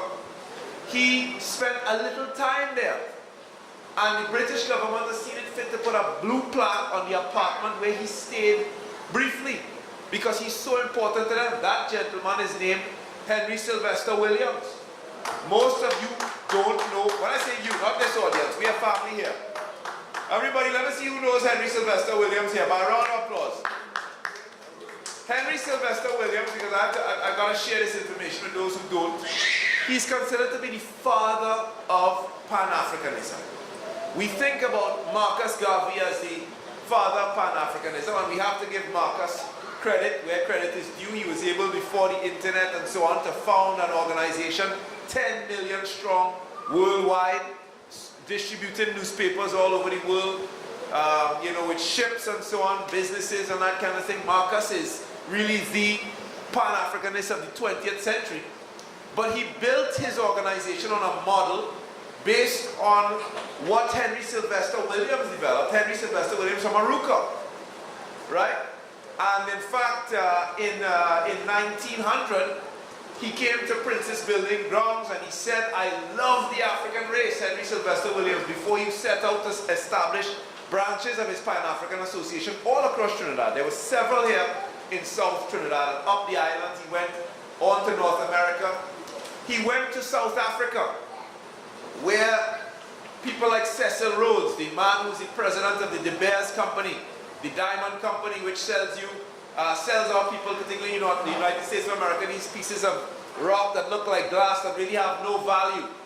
He went there and he opposed the system that Rhodes and Milner were setting up. And when I say Milner there, I want you to remember that Milner, because we have a hall at the University of the West Indies which honors that Milner. That is Lord Viscount Alfred Milner, right?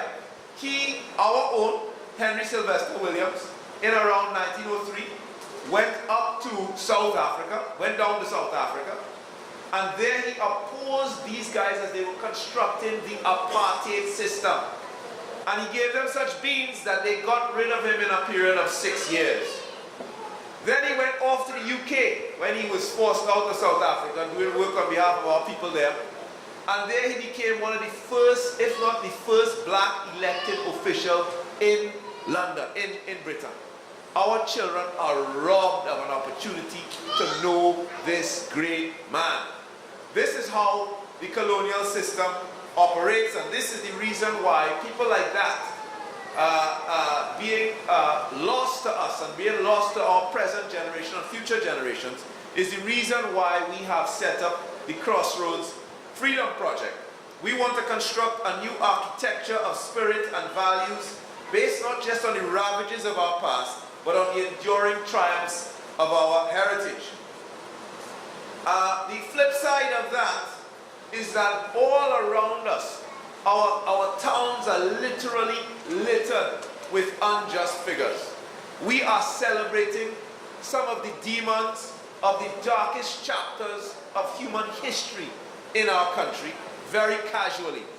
When we talk about Queen Street in town, Queen Street is really named after Queen Charlotte. Most of us don't know that. King Street is King George V. He had a park, he had a street, all of the islands, people just name things willy-nilly after King George V. I think in Dominica they have 2 King George V streets, from what I recall. Right? And then it was Prince, Duke, all just a kind of ode to the aristocracy, to the British aristocracy, to the monarchy, and so on. Our town of Port of Spain, which Port of Spain by itself should cause us some concern in name, right? You know, and yet, something like that, where we can't even debate, well, if the Queen was good or bad, because the name is so abstract, and yet some of us want to hold on to that as heritage. But the Crossroads Freedom Project, we dismiss Green Street, Prince Street, or whatever. We think that should be fait accompli. We should rename all of them. But we are concerned about the real perpetrators of colonial violence. And let me just explain to us when we say colonialism, what we mean. We have been in this region from the end of the 15th century to somewhere in the middle of the 20th century, living under a system called colonialism. 75% of that period was characterized by genocide and enslavement. We commemorate emancipation, and many of us think, well, we're commemorating freedom. That is not actually the case. On August 1st, 1838, after, as I said, 386 years of genocide and enslavement, we come to a period where we enter, after emancipation, into a period of apartheid. I want us to understand that. Apartheid means separate and unequal. And that's the state in which we entered on August 2nd, 1838. And everything after that in this society was done to deny us social and upward mobility under apartheid. In fact, in 1997, and some people don't want to believe this, but in 1997 I had to form Groups United Against Racial Discrimination when I was at school to challenge racism in our nightclubs in Port of Spain. There was, when I was going to school, you had to have a white friend. You had to have somebody, and I'm not talking here about the grassroots, I'm not talking about the masses of the people. I'm talking about black elites now, Manning's children, Anthony Smart's children, former Attorney General, and I can just go on business leaders and things. These are the blacks who, you know, there's a song now that Jay-Z, the young people will know this song. It's called The Story of O.J. Young man, you know that song? Okay, you don't listen to them, but this one is worth a listen. I understand why you wouldn't listen to rap in general, but this one is worth a listen, right? In that song, he says something to the effect that, you know, light nigger, dark nigger, poor nigger, rich nigger, full nigger, real nigger, no matter where you go, still nigger, right? And that was the reality we grew up with. I went to St. Mary's College, I went to Fatima College. My colleagues were the sons of the ministers and so on. And when we decided we would go out on a weekend, we had to choose carefully where we went because we couldn't go everywhere. Could you imagine that? There was a night, each club, following a pattern set up by Genesis into Coconuts and the base, started to have a night for whites, and other nights, one night which they call Gollywog night, and one night which they call Dal night. And if you as a black person, it doesn't matter if you drove in there in a BMW or a Benz, if you went there, Indian or African, on the wrong night, you could not get in. Right? That was in 1997 in Trinidad and Tobago. I had colleagues at that time, one girl in particular from Holy Name.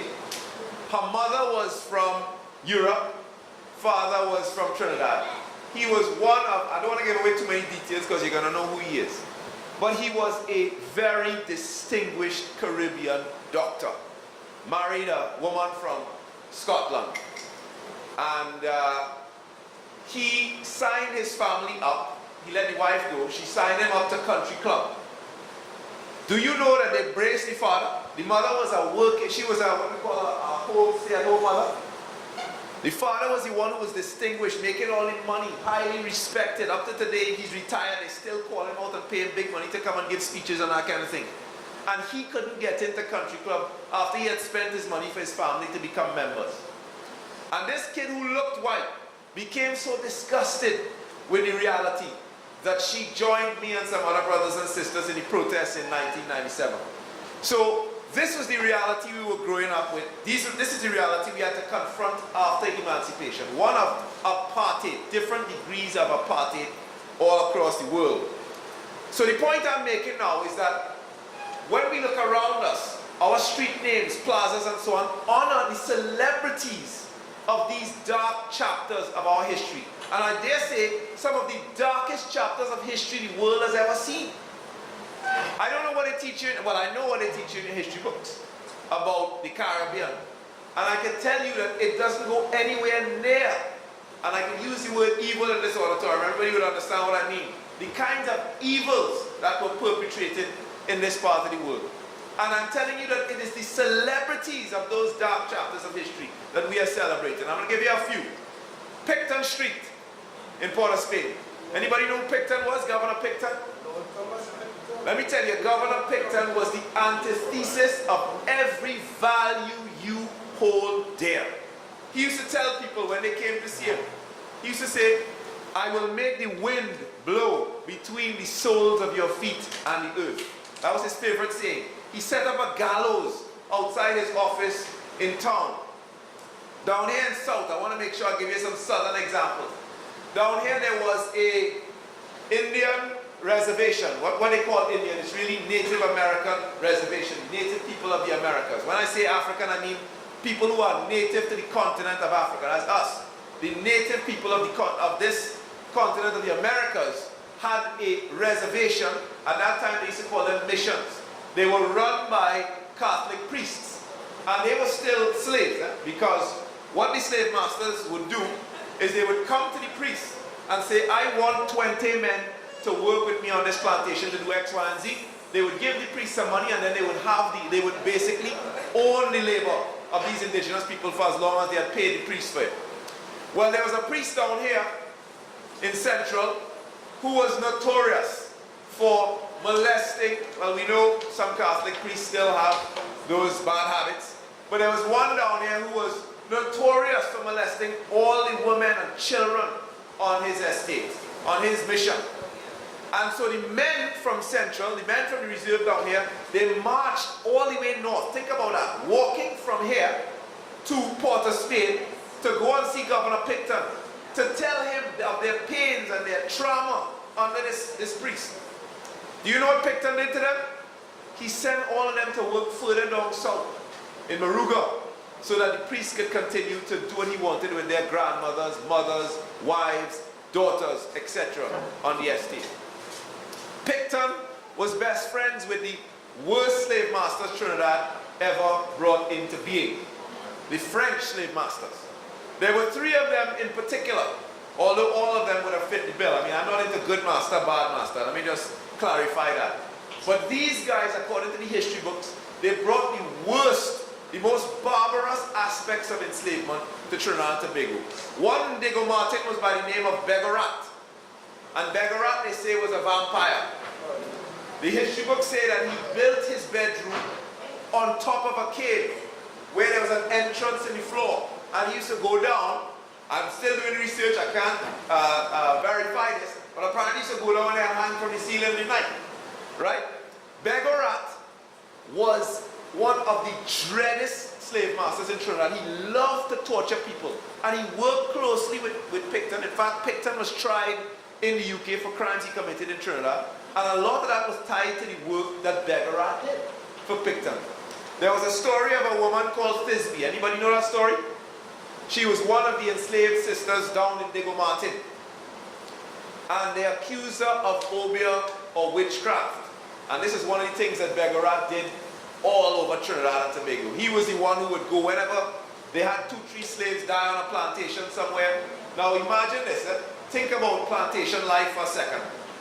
I mean, it was horrendous. It was rape, it was torture. The life expectancy on the Lopino estate, everybody familiar with Lopino estate?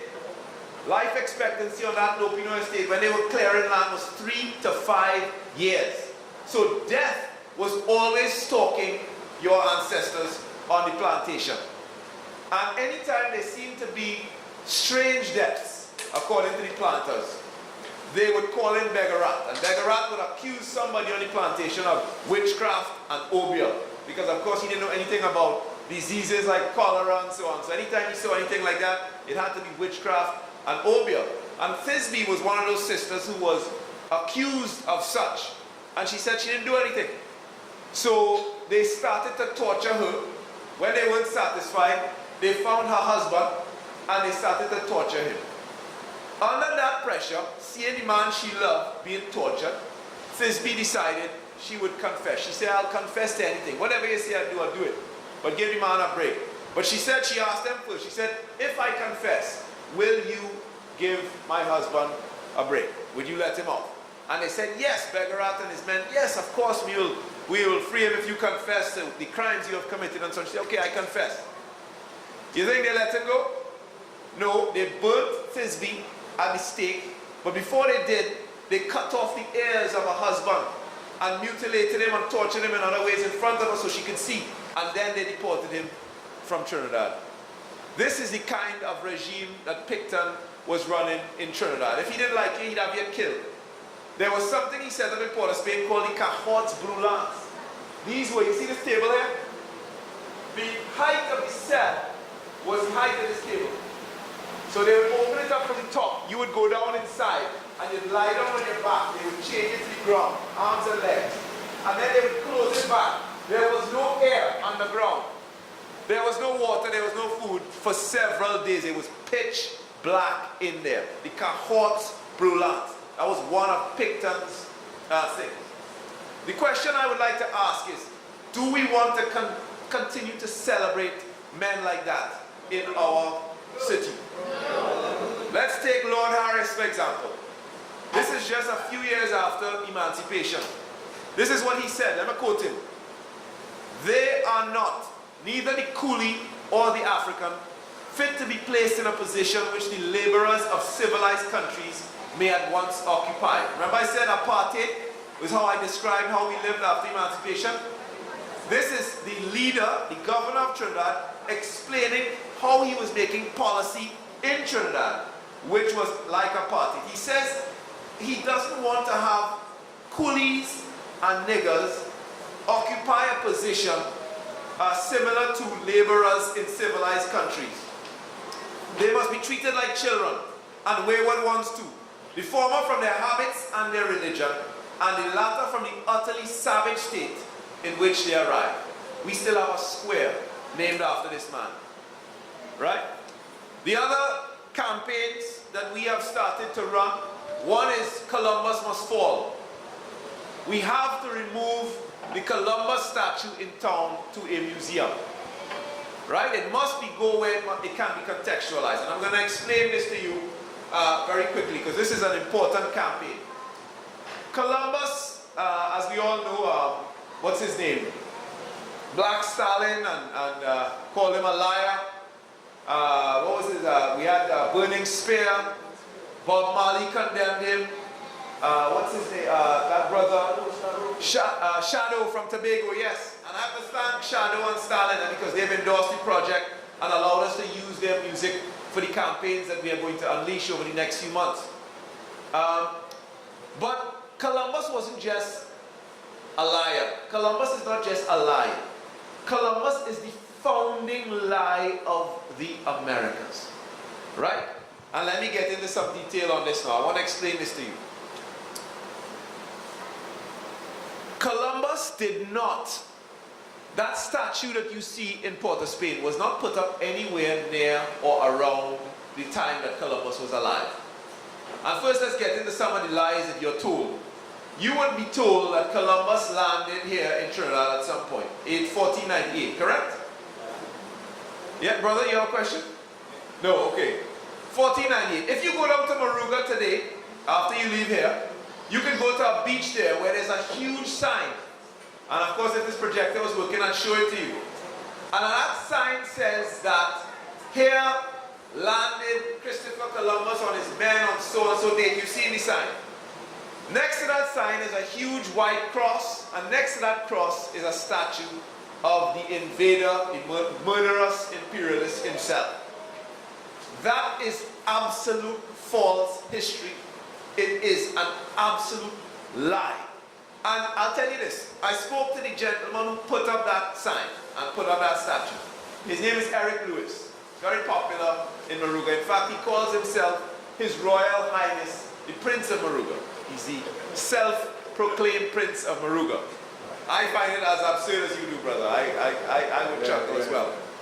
But at any rate, Eric Lewis knows damn well that Columbus didn't set foot there. I took Dr. Fergus, the former chair of the Department of History at the University of the West Indies, to Eric, and I let him explain the truth to Eric.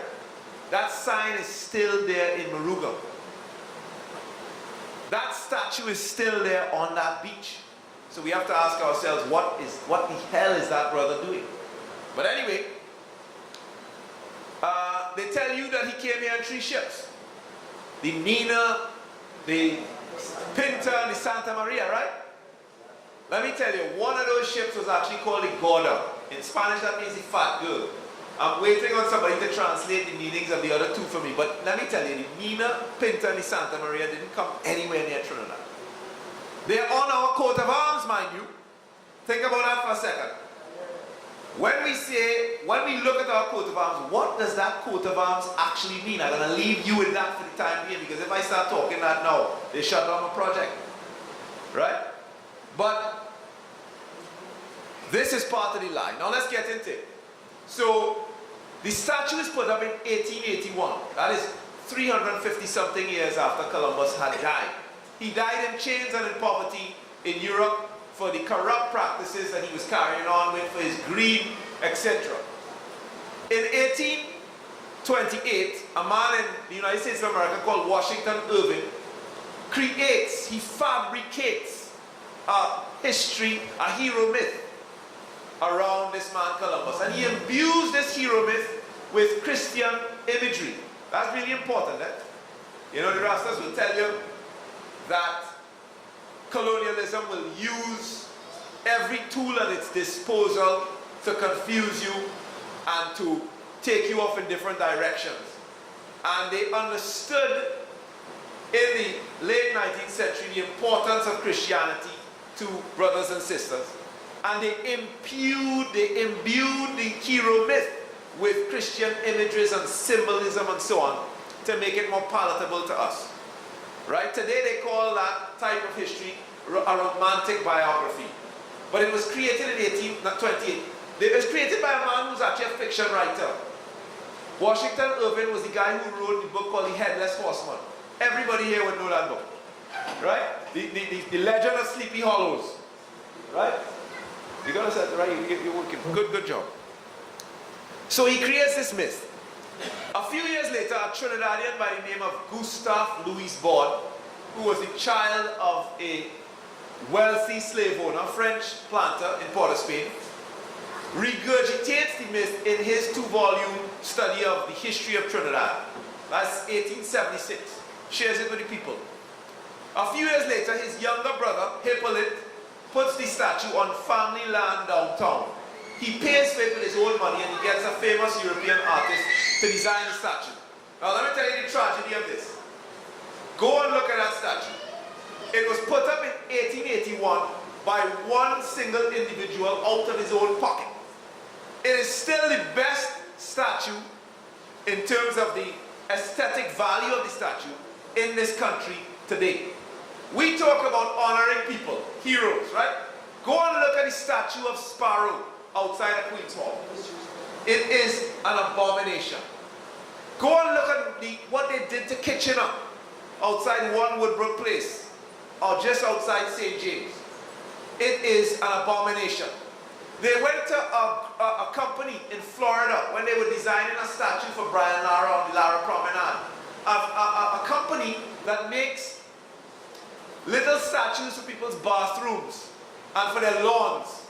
And they asked that company that produces generic art, that's not even considered real art, to produce a statue to this legendary cricketer that we wanted to honor. That is an abomination. And that's the state doing these things, eh?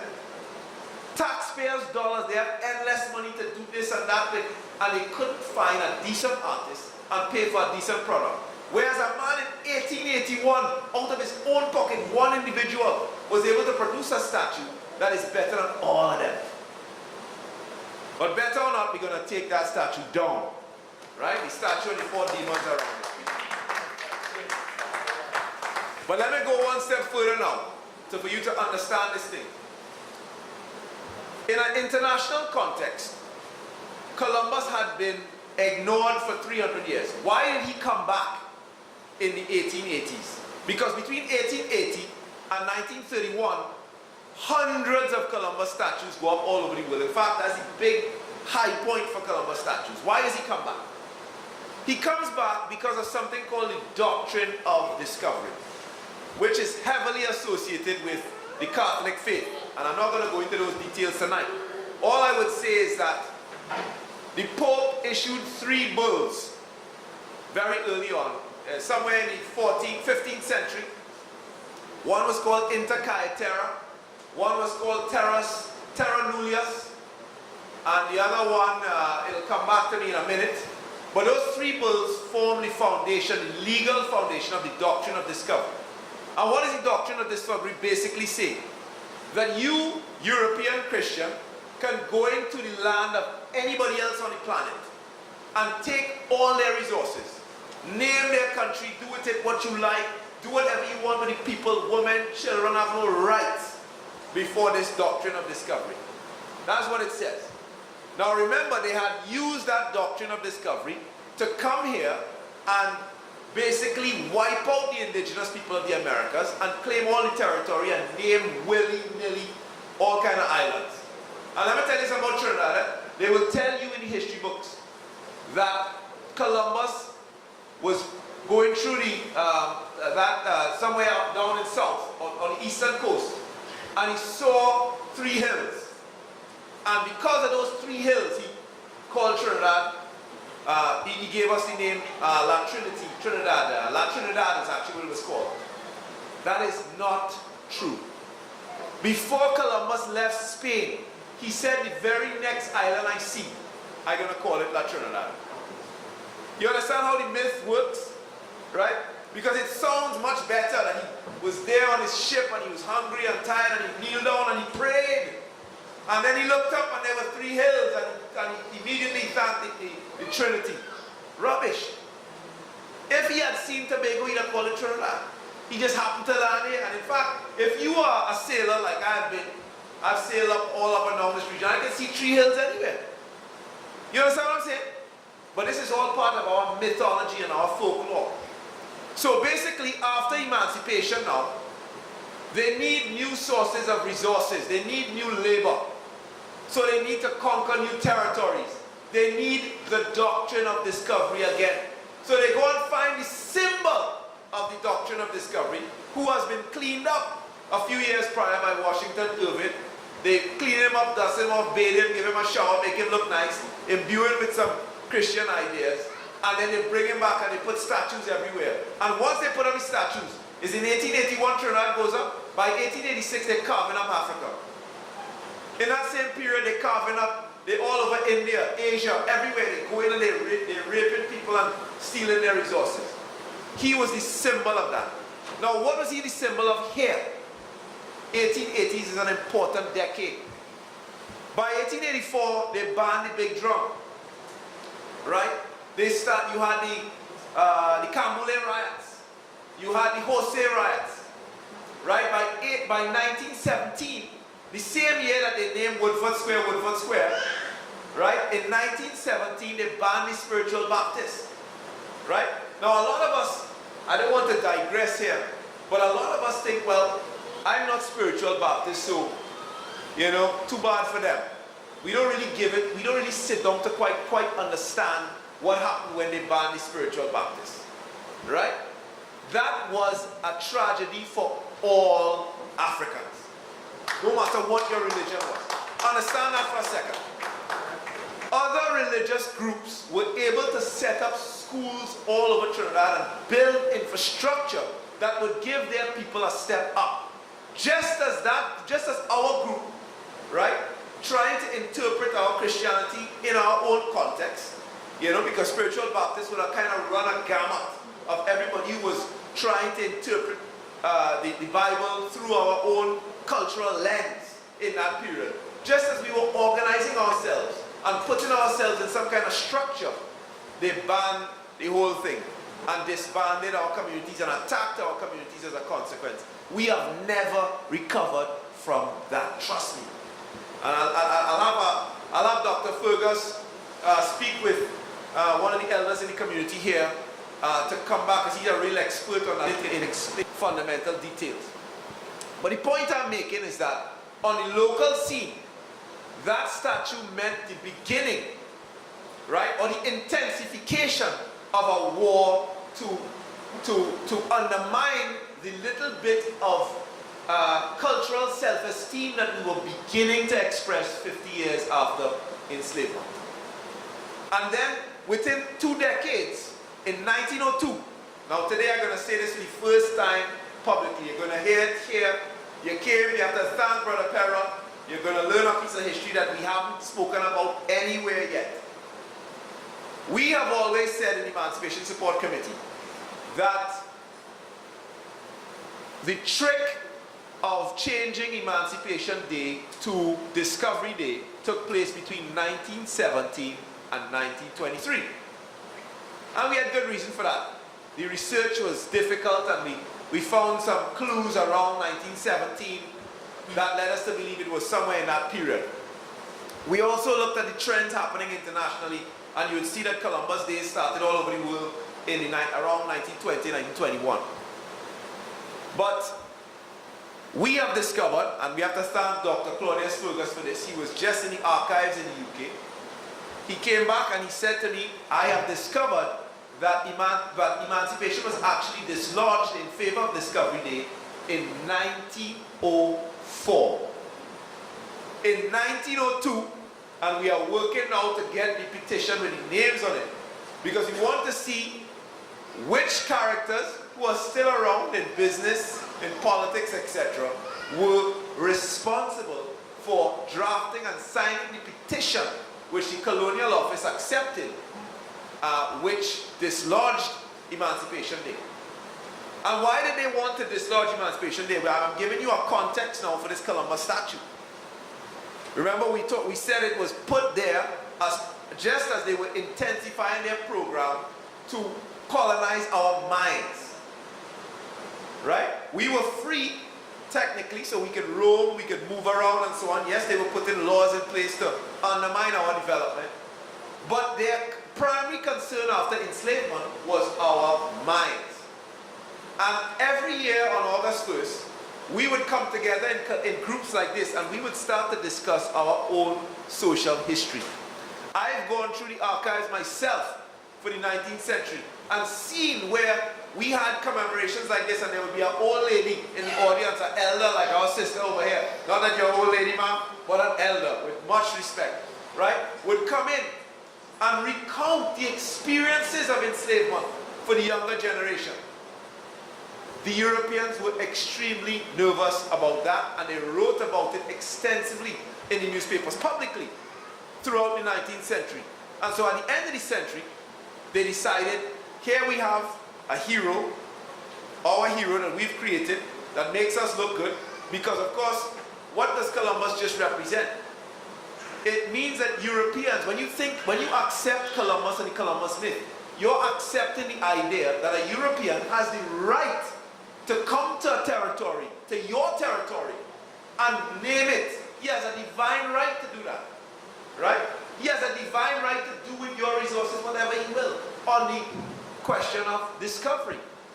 And I want to tell people this.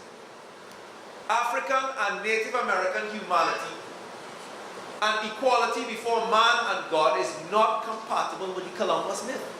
Once you accept that myth, you have to accept a subordinate place in human history and before God. Think about that. I'm not going to go into it in any more detail, but that's a fact. Right? So that statue was put up for a reason, and Columbus Day followed shortly after that. And it was the beginning of a brainwashing exercise for our people. So as I say, it's not just any myth, it's not just any lie, it's the founding myth and the founding lie of the Americas, and it was used all over the place. Now, people have set precedents for us.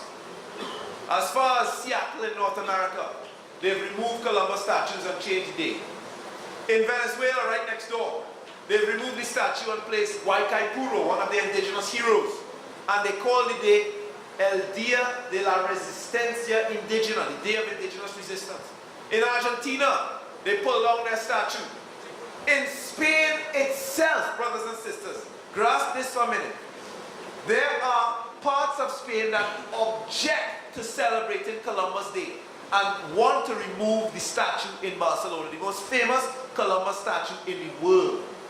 And I can quote for you the mayor of Cadiz and the mayor of Barcelona saying that they refuse to spend 700,000 euros or 800,000 pounds on a celebration of genocide in that country. This is part of what's happening in the world. Now, how are we in the Caribbean operating? Well, I can tell you, I just have a friend from Martinique. She went and defaced the Columbus monument there, and she got into all kind of trouble. We're still trying to help her out.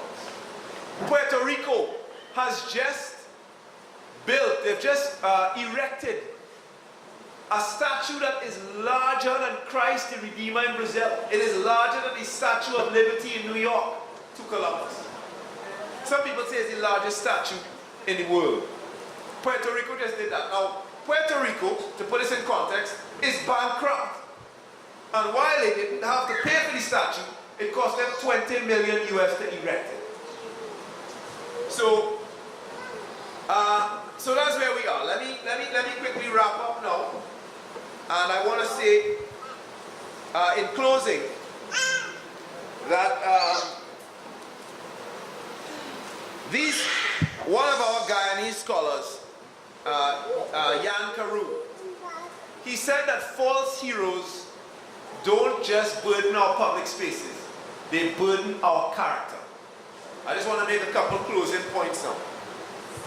I don't need this to make these points. We're talking brothers and sisters now. False heroes don't just burden our history and our public spaces, they burden our character.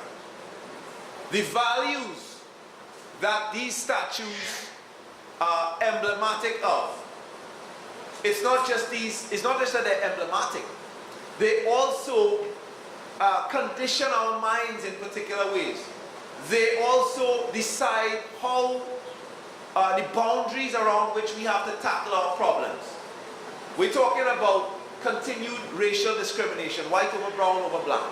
We're talking about rampant crime throughout the Caribbean. We're talking about poverty and inequality and inequity throughout the Caribbean. We're talking about a failed healthcare system and a failing education system for our people. Right? We can see the social malaise taking place all around us. And I'm telling you that these false heroes are burdening our character in such a way that it affects the options we have to address the situations that we face. Right? When you celebrate Queen Street, Columbus, Picton, Abercrombie, Woodford, and by the way, Woodford was considered a racist at a time when it was okay to own other people by his own peers. I have encountered letters between Woodford and his colleagues where his partner is writing to him and saying, Woodford, I have to laugh at you, boy, because I saw you sitting on a table with a dark-skinned mulatto. And Woodford said, what, me, a mother? I would never eat with a man with one drop of black blood in his veins.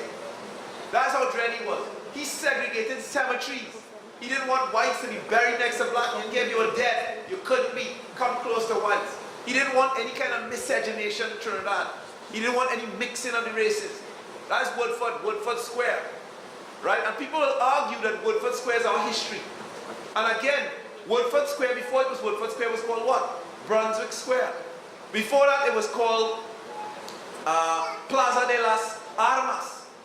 And before that, it was called Place of Souls. It was an indigenous burial ground. Right? But yet, we are at a crossroads where we feel connected to the English colonizers who named our space. And yet we don't think that even as an independent people, 50-something years after independence, we don't have a right to curate our own public spaces. And I want to say this. If we were truly independent and we took an interest in our public spaces, would Port of Spain look like that?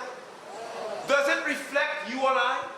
Does it reflect our Indian brothers and sisters, our indigenous brothers and sisters? Here's what I want to propose. Here's what I'm going to propose eventually. In New Orleans, they just took down 4 Confederate monuments. How did they do it? The secret was a law. They passed a law about a decade ago. That law said that New Orleans cannot have any monuments to someone who oppressed another group that lives in New Orleans. Think about that for a second. If we could get a law like that passed in Trinidad and Tobago, how many streets and statues would immediately have to go? Because right now people are arguing with us that this is our history, this is our heritage. That is rubbish. And that is what we seek to address. My sister, can we run the... It's not working? You need flash drive again? Why is that? By the way, folks, I want us to give this sister a round of applause. This is Sister Tabiri. She is one of the children of the revolution of 1970. And, you know, she represents the values that we need to hold if we're going to be successful as a Caribbean civilization. All right. All right, so well, the thing is that the way the project is constructed, we want to give you the information, you the masses of the people, and you have to decide how far you want to go. I can tell you that for me, personally, Port of Spain is insane. We're an independent country, and listen to this. What we are talking about here is not strange, it is not bizarre. In countries all across the world, public spaces are not set in aspect. They're constantly changing and evolving. You all heard of a place called Bombay? Anybody ever heard of Bombay? In India? You know what it's called today? Mumbai. Exactly. The Indians said, we don't need that European name. Take it back. Right? You can go anywhere in the world today. I met a German guy when we were in Dominica discussing the project with our colleagues across there. And some of them were debating the same thing, but this is our history, this is our heritage. At the end of it, he got up and he said to the young people in Dominica, he said, listen, in Germany we had a Nazi period and we had a communist period. Today in Germany, our value system is not congruent with communism and Nazism. As a result, we've changed everything. We've moved all the monuments. In fact, he and I had a conversation about the Sparrow statue. And he said to me, he said, Sha, I can take you to a place in Germany now, our old parking lot, where we have plenty statues of Stalin. And you can buy one for $1, take off the head, because they're nice statues, bring it down here, put Sparrow head on it, and you'll be good to go. Right? But, I mean, you know, what we are discussing here when we talk about renaming Queen Street in honor of a woman who was not just our first winner of Miss Universe, but she was the first black woman to win Miss Universe. I want you to stop for a second and understand. We entered the 20th century as people who were considered to be genetically inferior in every way. We were considered by default ugly. Our hair. You think it might be casual that every young man has to shave his head bald? You know? No, that's part of our historical legacy. Our hair was considered grotesque, ugly, and unclean. Right? So our culture evolved in this way. If you see a young man with a little afro or locks or something, that's a problem. Right? I see the young man, there's a young man there with some braids in. Right? That is freedom in itself, based on how our society was constructed. Right? So when she won, she was winning for all black women all across the world. She is symbolic of the beginning of a turnaround in the way the world saw people who look like me and you. We are now part of the conversation of beauty. We still haven't been accepted as beautiful, generally speaking, but we're part of the conversation, and that's one of the beginnings of that conversation. That is, if we had honored Penny properly, let me tell you something. People all over the world would be invited not to speak. I'm sure the South Africans would have her, Nigerians would have her, African Americans would have her, as they do occasionally and so on, more often, right? Because that's how important she is. And she is one of many Trinidadians, dancers, artists, activists, who have been completely erased, who live in a kind of, who dwell in oblivion because of the way our notion of heritage has been constructed. So we celebrate Queen Street, Prince Street, Woodford Square, Abercrombie Street, Picton Street. We have a sign up at Lopino Estate. It's the most shameful thing you will ever see. Go and check it out. It invites you to pay homage to the slave master and his wife who have raised graves on the estate, describing them as illustrious. The sign actually says, "Here lies the illustrious Comte and his wife."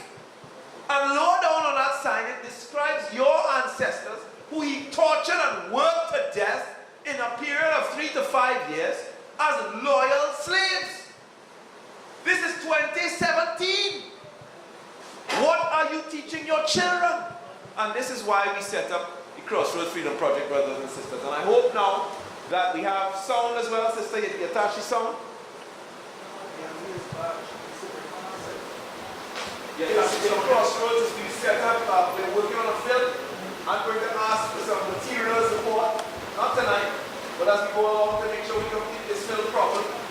We are going to expose the criminals that we celebrate in our public spaces in this film, and we are going to ask the most illustrious intellectuals from the University of West Indies to help us to do so.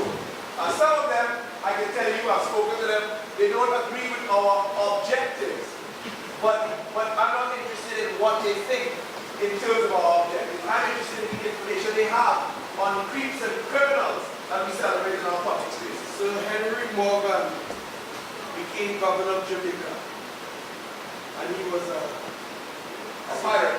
Yes. Walter came and plugged the ship in Labrador. Yes. And he's a hero. He was a pirate. That's right. That's right. Yeah. Don't forget as you talk about the name. The Gold Coast became Ghana. Rhodesia became Zimbabwe. And when you went in our project, the word roads there is not spelled R-O-A-D-S. It's R-H-O-D-S.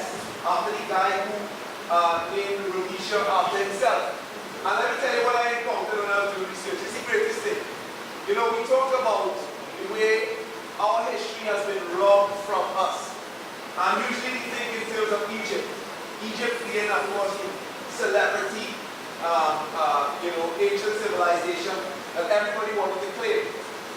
But Zimbabwe, all the way down into Africa, down as far south as Zimbabwe, everywhere our people did something great, Europeans at some point or other came in and said, it was them who built it. Believe it or not, Cecil Rhodes, the guy who founded the Bears Diamond Company, sent to England, to the Scientific Society in London, for them to send somebody and he paid for it, not to assess the great Zimbabwe, that is massive stone structures in Zimbabwe, not to assess them to see who built it, but to determine that Europeans came and built it. And he and this guy kept this myth going all the way up till Robert Mugabe took over in 1980. Up until that point, we go back into anything on Zimbabwe, you will see that whites constructed the great Zimbabwe. And in fact, they so believed the lie that they told that a white guy came down to Zimbabwe to live in the great Zimbabwe, a researcher. And he dynamited 1/3 of the great Zimbabwe. You know why? He said it wasn't up to the traditional standards of the ancient European builders. So the Kaffirs would have come in and tried to mess up the structure.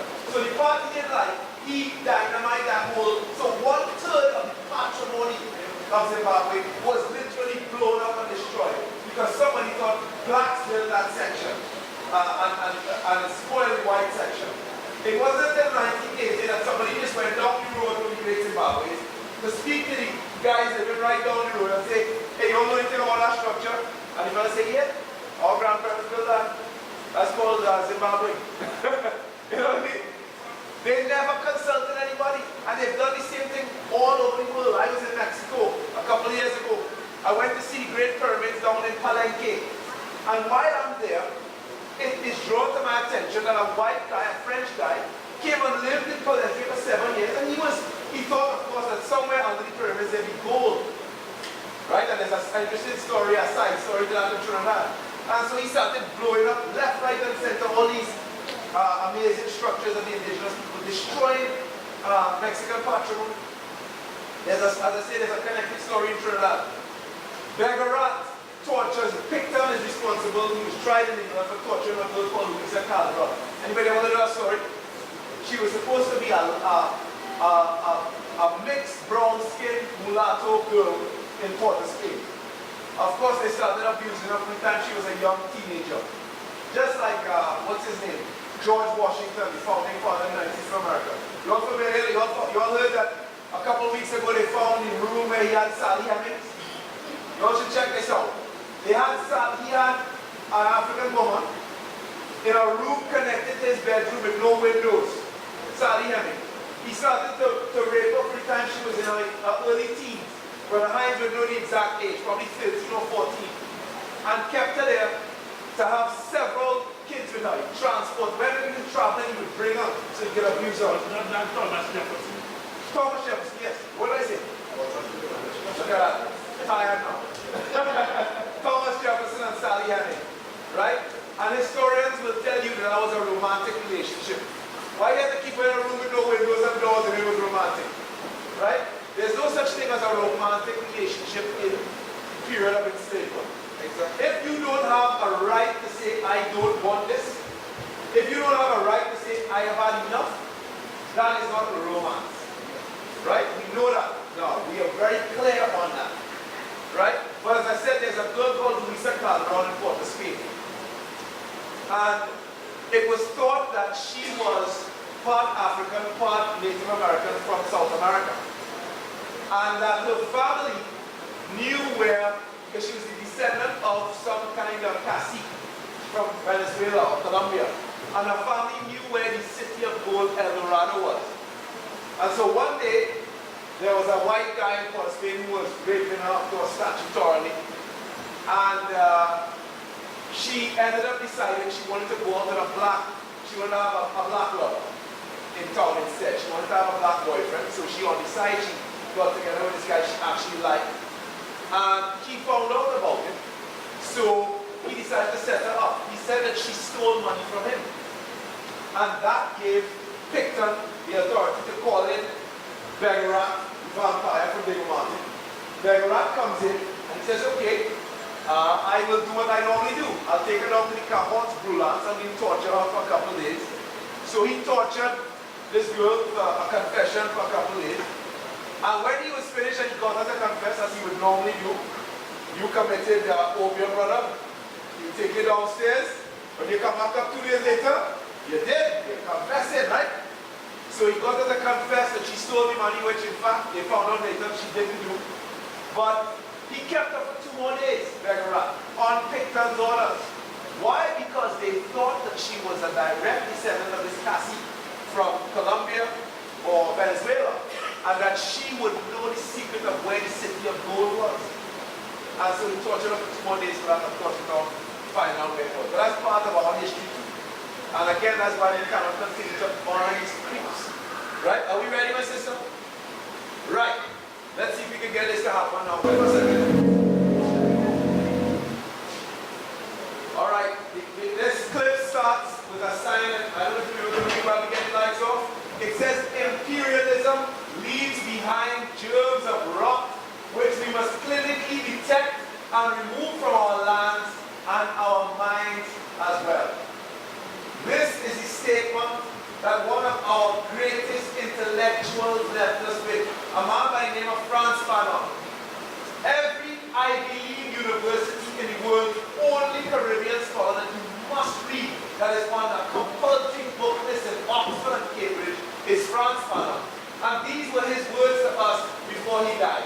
He said, imperialism leaves behind germs of rot, which you must clinically detect and remove from your land and your mind as well. And so we start with that. Lights, everybody, where's my lights? Who's in charge of the lights? Are those switches on the back? Brother, do the message. Power to the people, brothers and sisters. Power to the people, power! Maybe you didn't know that? Power to the people!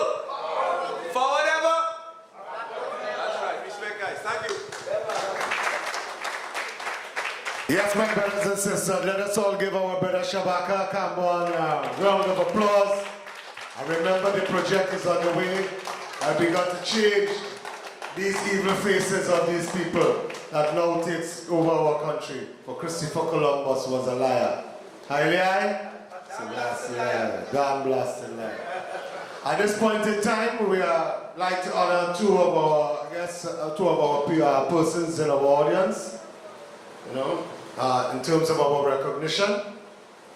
At this point in time, I would now call the chairman or Mr. Junior Bisnat to make the necessary,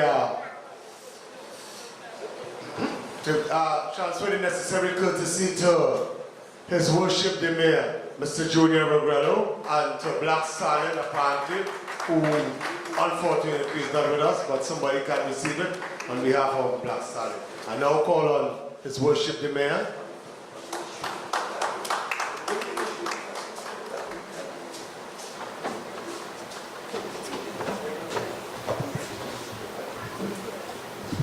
This is a presentation being made in honor of our Mayor, Junior Regrello, who was one of our heroes that took pan to the world.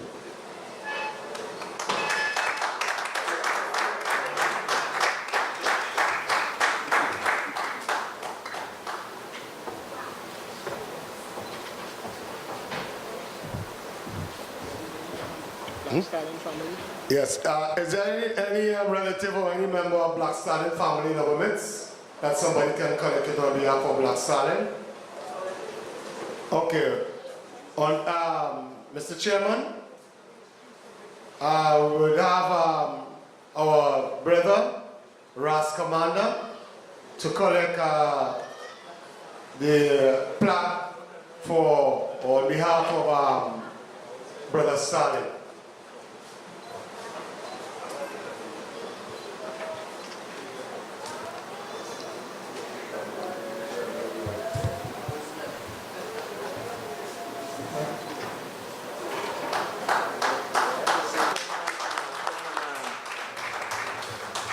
This is in honor of Black Stallion, one of our heroes in the Calypso world, who gave us plenty songs, but the one I like is We Can Make It If We Try a Little Hard. Caribbean Man, In Time, all those songs. Great songs.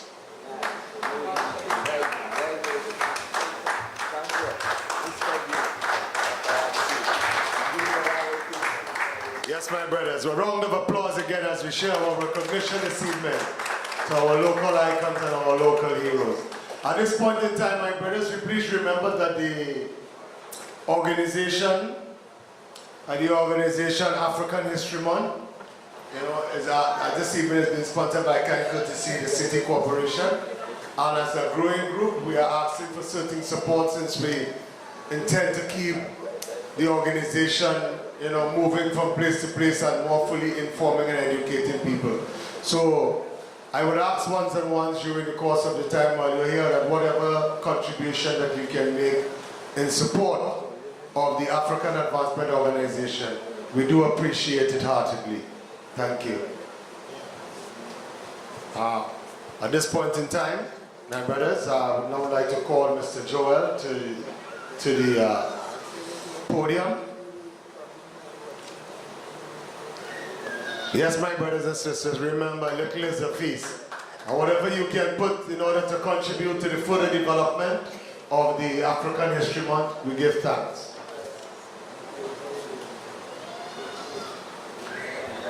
Good night all. I would like to welcome everyone on behalf of the African History Month Committee. And I would like to recognize two heroes.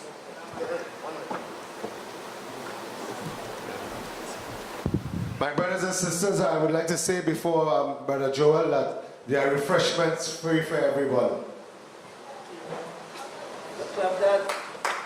Yes, I would like to recognize two heroes of my own. That is number one, Mr. Junior Regrello, who has always supported the committee on every occasion. And Mr.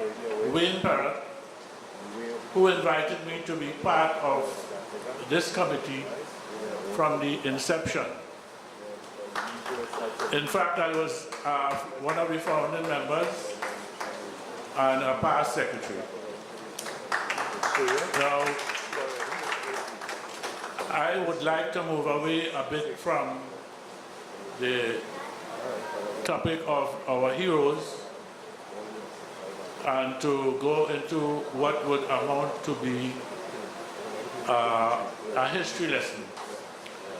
Because I am very glad that the mayor mentioned that some of our young people did not know the difference between slavery and indentureship.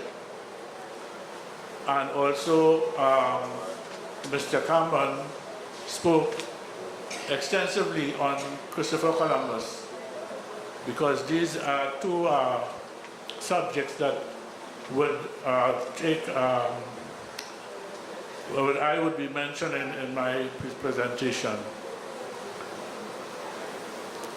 Excuse me for a bit.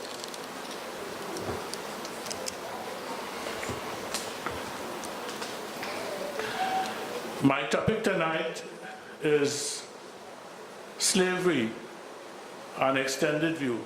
By the way, most of you would know the difference between slavery and indentureship was just a piece of paper which contracted the workers from India to a period of time for a certain amount of money. And that came about because the African slaves at one point refused to work for 25 cents a day.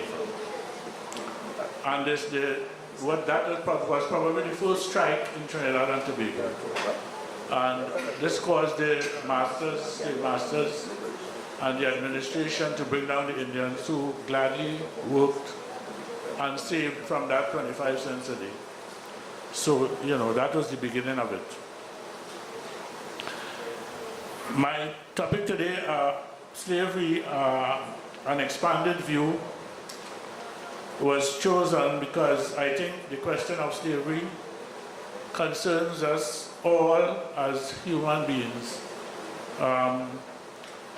I think all human beings on the planet should be offended in some way or the other by the whole question of slavery.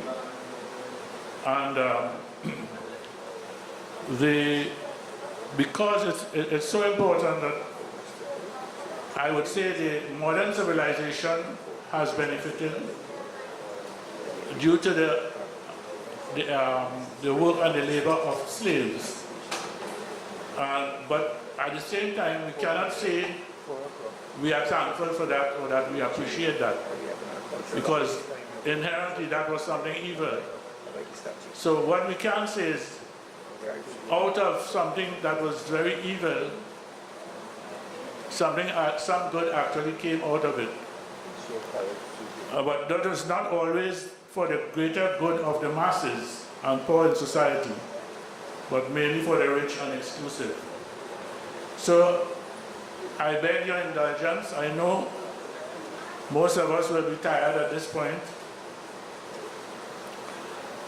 And my presentation that I managed to put together here is 3 pages long, and I hope that we will be able to get through that and benefit from some of the information. My topic today might stir some questions in folks who might say, why get back into that all the time? Why don't we move away from it and move on? Even I have said it.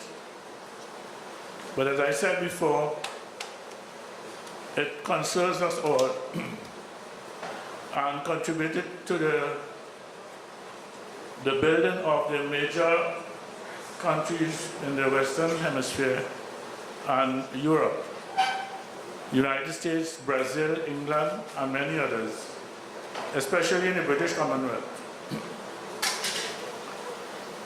Some may know that for most of recorded history, slavery was practiced by all cultures and ethnic groups. The very word slave came from the Slavic peoples of Eastern Europe, whom many conquerors made into slaves. This practice of making prisoners into slaves evolved in trading them for profit by some.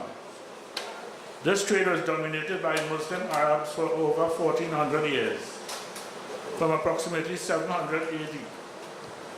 And trading was conducted on a very large scale in several areas, or what we might say, theaters of operation. The main areas being the Muslim Arab slave trade from sub-Sahara across the Sahara to the Middle East, even in Mecca, where you had the largest slave markets, and South Asia. The transatlantic slave trade from mainly West Africa to the United States, Central America, South America, and the Caribbean. A large trade was also conducted as part of the Islamic Arab trade from East Africa's Swahili coast across the Red Sea and Indian Ocean. There was hardly any part of the globe that was not touched by slavery.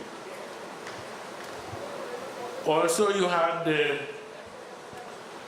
a large slave trade being conducted in what you might call the Barbary states of North Africa, where you had the city-states of Tunis, Algiers, and Tripoli. They conducted a trade there for 300 years, and in total they removed about 1.2 million white Europeans and made slaves in that whole area around the Mediterranean. That probably is not widely known. It might surprise you to know that the first act of transatlantic slavery was perpetrated by no other than Christopher Columbus. Upon his return to Europe in 1492, he was advised to take back with him 500 Indians as slaves by 5 Catholic Jews who accompanied him on his first journey. There were many Jews floating around Europe at this time, as Spain expelled them in 1492 and Portugal in 1497. These 5 Jews concocted a conspiracy to discredit Columbus and reported him to the authorities. He was jailed for a short period of time, but recovered enough to get sponsored trips in the future. What actually happened there is that I believe his navigator reported him for describing,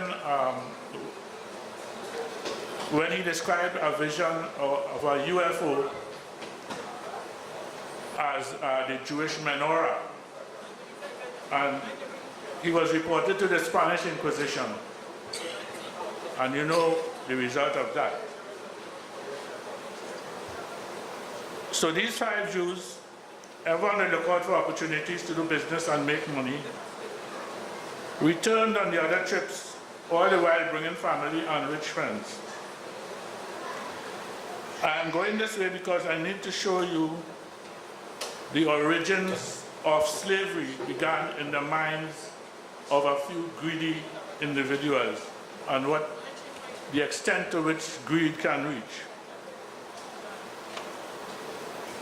It was simply for profit. These Jews soon coveted the lands of the local Indians and saw that many crops could be grown on their fertile lands.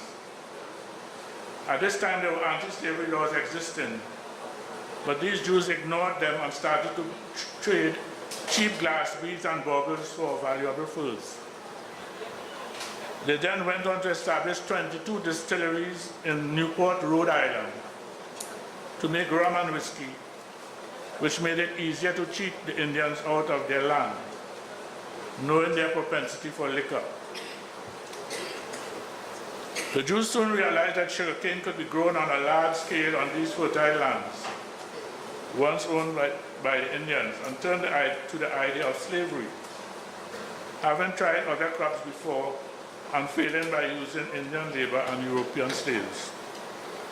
They turned to West Africa, where Arabs were capturing slaves for hundreds of years, and the Portuguese were already into the slave trade. To facilitate this, the Jews formed two organizations, one in Newport and one in West Africa with the local chiefs. The one in Newport was called the Jewish Newport World Center of Slave Commerce. By that time, they had liked themselves so much that they were patting themselves on the back, and they wanted to be known as, on top of this slave trade. The Jewish community was now established in 6 communities in North America. This was Newport, Charlestown, New York, Philadelphia, Richmond, and Savannah, and Newport, of course. The Jewish community was now in a position to move on with their plan, rich enough to finance and outfit ships to ply the slave trade. In 1661, the Jews successfully lobbied to repeal the anti-slavery laws, and slavery began in earnest between 1661 and 1774. They traded rum, whiskey, and other cheap stuff for gold dust and ivory. After the gold and ivory ran out, the chiefs were forced to sell their wives, women, and children. After many wars, prisoners were made slaves, and many were marched by force inland and also forced from inland to the coast, in which as many as 9 out of 10 died. They bought a slave for $20 and resold in Newport, Rhode Island for $2,000 to their friends. Those who were sick were given some attention and resold for some profit. Those who were not sold were given away as domestic workers in the colonies, especially Newport. Over 110 million slaves were taken from West Africa in this time, most by 300 ships owned by the Jews operating out of Newport, Rhode Island. Only 11 million made it to the selling block. After this, sugar, we know that cotton took over, and then that gave rise, the Southern slavery gave rise to the Civil War. The other theater of operation, I would say, the Brazilian history, which is quite different to the United States. Whereas in the US it was for greed and wealth, the colonizers of Brazil were looking for land and resources and became the largest importers of African slaves the world has ever known. Its cruelty is unparalleled as its disdain for human life. In 1500, Pedro Alvarez Cabral set sail for India, but was blown off course to northeast South America, which he claimed in the name of Portugal. Sounds familiar? This land was called Brazil and had no visible resources except a valued wood called Brazil wood, which soon ran out. They saw the vast opportunities of owning land, and the colonization process began. Because Portugal was just a small country of about 1 million, they had no military might, and so had to use other means of gradually controlling the people and the land. They started by bringing presents such as glass beads and other stuff, which they still do in Rio Carnival. It's all about glass beads. Then started a plantocracy using sugarcane estates and plantations. At first they tried using natives as slaves, but they died from European diseases and other causes. By the year 1600, they turned to Angola, which they recently colonized, for their slaves. To the Portuguese, this represented an inexhaustible supply of slaves, and no value was placed on their humanity. The colonization of Brazil continued on several levels, through the plantation system and the other by a systematic breeding culture imposed upon African women by the colonial masters. Babies of mixed parentage were encouraged by giving them education and inheritance. Babies of fully black parentage were damned to slavery and suffering. Many female slaves preferred to abort their fully black babies to protect them from a life of suffering. And so the Portuguese gradually produced a society of mixed people who now had opportunity. The men became farm workers, cooks, footmen, grooms, shoemakers, tailors, couriers, and carriers. The women were allowed to cook food and supply to workplaces with license plates around their necks and were used as prostitutes in the cities, as well as native women, all for the gratification of these men who came as part of the colonization process. People fleeing from the law and their wives in Portugal, adventurers, and every type of human garbage that presented itself. Sugar produced in the plantations was sold in Belgium, Holland, and Italy. Sugarcane production impacted the entire world. Each ship that came to Brazil brought between 600 and 1,000 slaves. On arrival, they were branded with a hot iron and then publicly examined and then whipped to a holding stall. They worked between 18 to 20 hours a day. They used to say a slave only needed 3 things: bread, a piece of cloth, and a stick. The stick to be beaten with. Punishments for offenses, however trivial, included whipping for 9 consecutive days, then chained to a piece of log by the neck. Frequently, pepper and salt were added to some 300 lashes from the whip.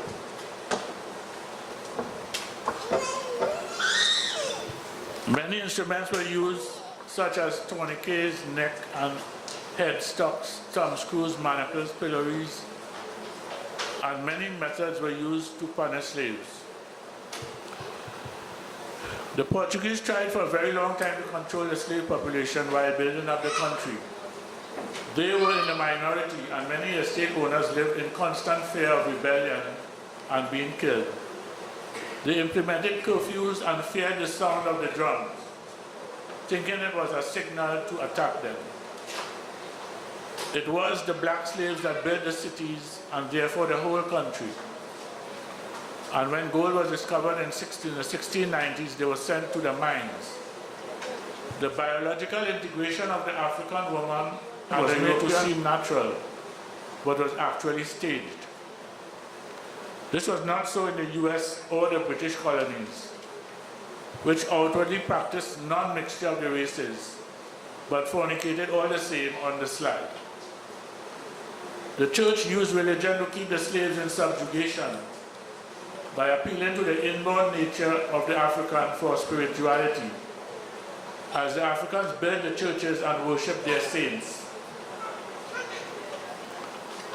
Some say they got back at their masters by painting some of the angels pregnant. They told them by serving the slave owners who served God that they would be saved, and they got away with it. The sad thing about the colonization of Brazil is that they actually succeeded in their long-term plan, as today the country is controlled by the wealthy 10%, while the majority of black people still live in poverty. Brazil was the last country to abolish slavery in 1889, as 1 million slaves still came in the 19th century because of tobacco and coffee. Music, religion, sport, and dance can sometimes blur the legacy of slavery. There is still homelessness, street children, and unemployment. And Brazil remains a country where white is the color of aspiration and black the color of inequality. I am now going on to the Arab-Islamic slave trade. For a period of 1400 years, Muslims controlled world slavery, much longer than 400 years of the transatlantic trade. Slavery always existed, but was particularly hard on Africans. Everybody went to Africa for slaves. As the Arabs conducted this trade through 6 routes across the Sahara Desert to the Red Sea. to the Swahili coast and across the Indian Ocean to further east, including India. The Arab slave trade was also active in West Asia, North Africa, and Southeast Africa. Slaves were used in irrigation, mining, farming, military, guards, domestics. The attempts at large-scale farming were failures, as you would expect in desert countries, and most female slaves ended up in all forms of sexual exploitation, including concubines for the sheikhs, caliphs, sultans, etc., and the military. Soldiers were routinely castrated and male babies killed. Many women married their masters, and their children were given Muslim names and absorbed into the family. That is only when they have children for their masters. If they had children otherwise, the male children were killed.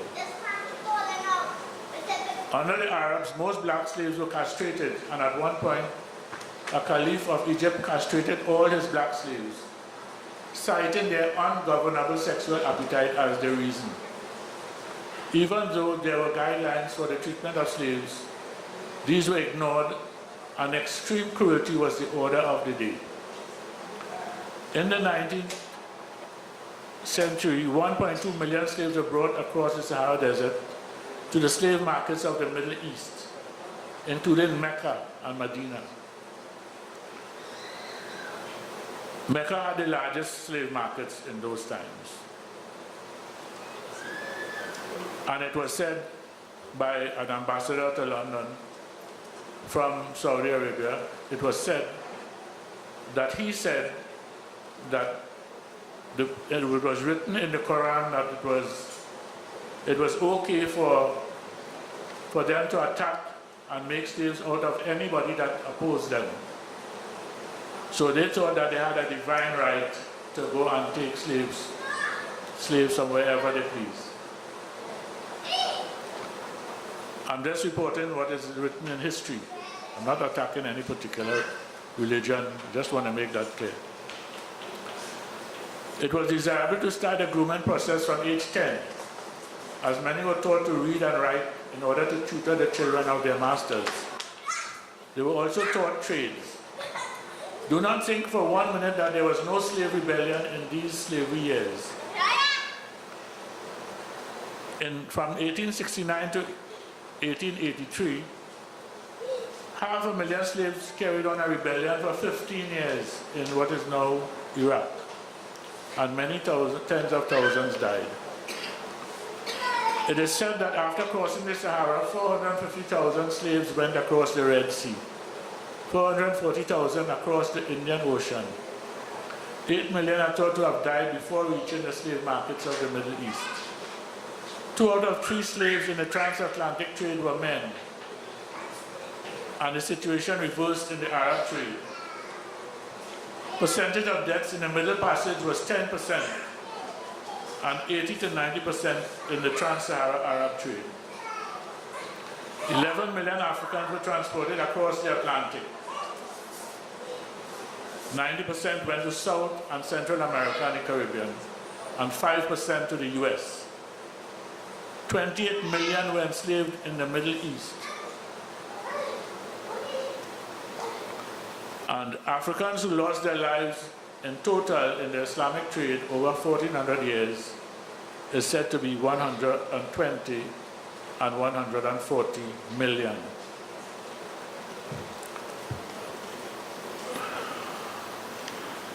As I said before, there was a large slave trade going on in the Barbary states of North Africa, which included Algeria, Tunisia, Libya, and they had a European slavery these Barbary pirates took slaves from Holland, Italy, and as far as Iceland, and from all around the Mediterranean.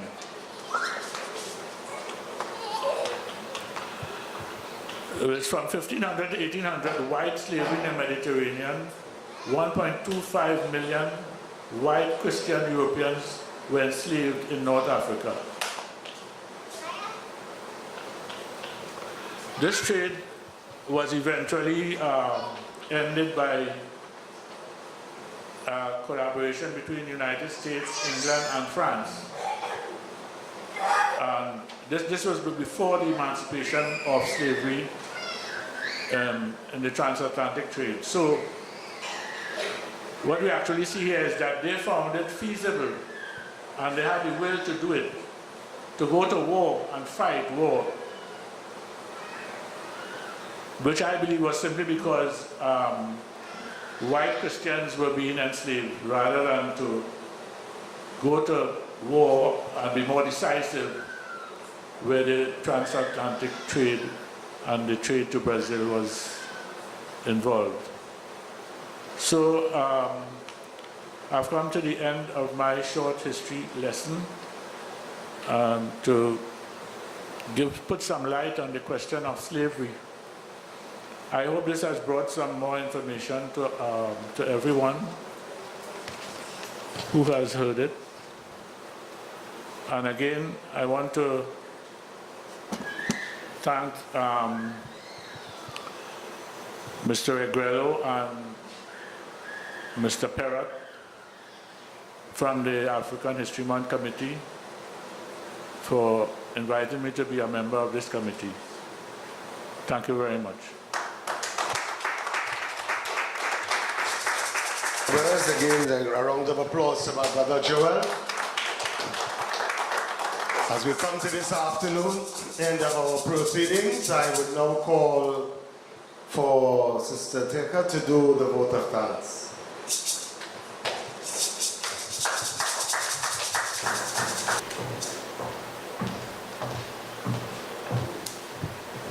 Hi, good evening. My name is Rhonda M. Thomas. I'm the CEO of Marpay Limited, and it is my pleasure to be here. You all have said through the entire discourse tonight. So I first want, on behalf of the African History Month Committee, for you to give yourself a round of applause and say thank you for staying through such a beautiful program. One of the things I've said to them, certainly in the future, for our lovely people, it's nice to let food be at the end so that there'll be more of us sitting through it. Today's proceeding, certainly the African History Month Committee, has really gotten quite a lot of good speakers and really good entertainment. Did you all enjoy the proceedings this evening? Yeah? So we first need to say thank you to His Worship, the Mayor of San Fernando, Alderman. They call him Junior, I'm hearing, but certainly Alderman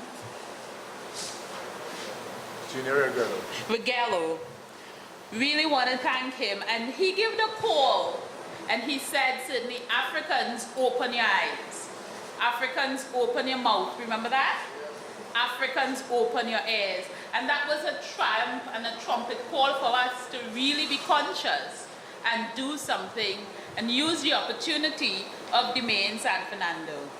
And so we want to say thanks to the Mayor for giving that extension and certainly facilitating the organization with the use of this place. We'll want to say thank you to the featured speaker, Brother Shabaka Cambon.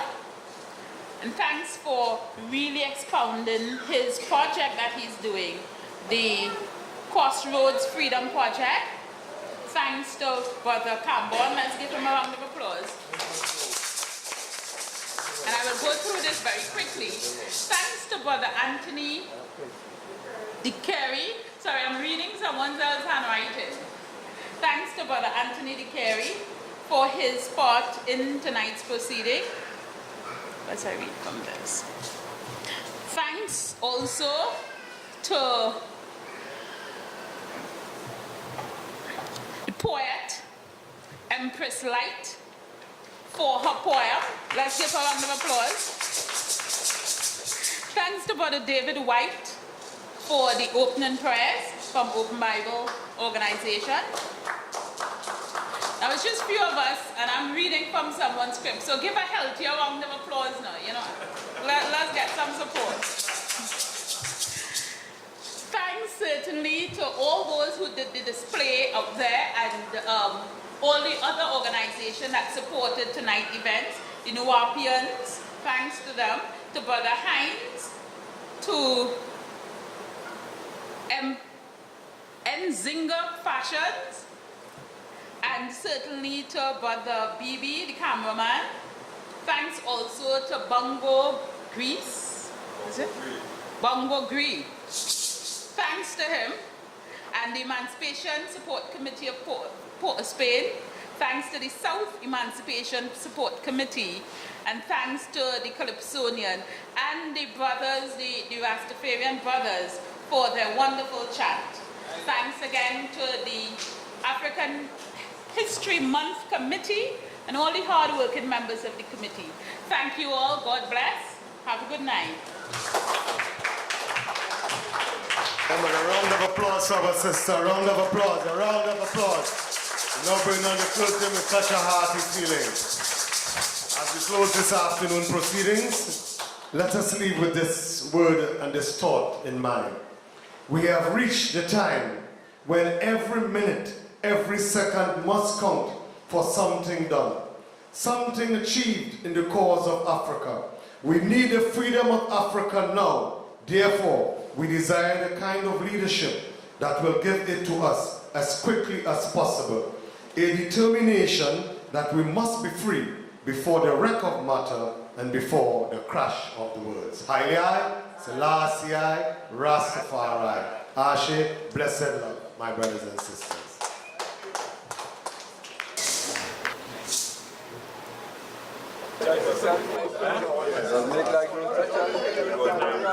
I started to make I stopped.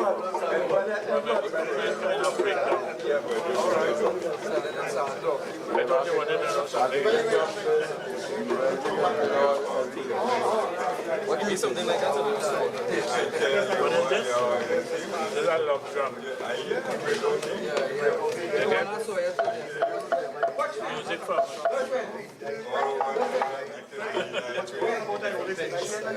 yeah, it's thunder, not from Africa.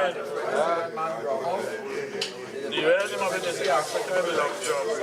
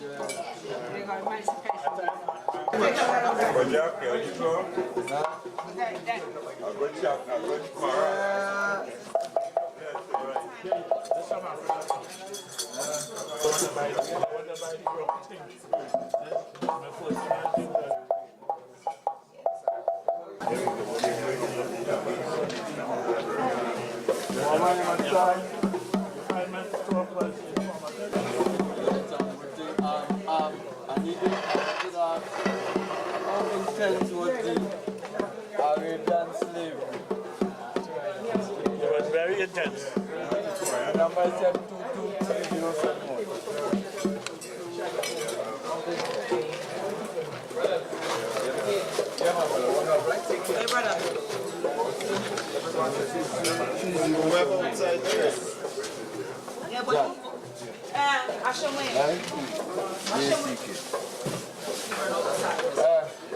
You have any information on Arabian slavery? Part of my segment is you want it? I gave a guy a copy that he can have one. It was very intense. We hear about the Arabian slavery, but we don't know how far it went. It went very far. Lasted for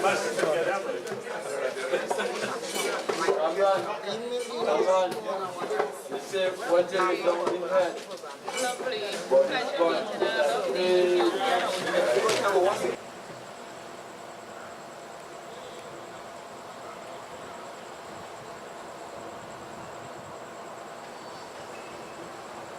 Thank you.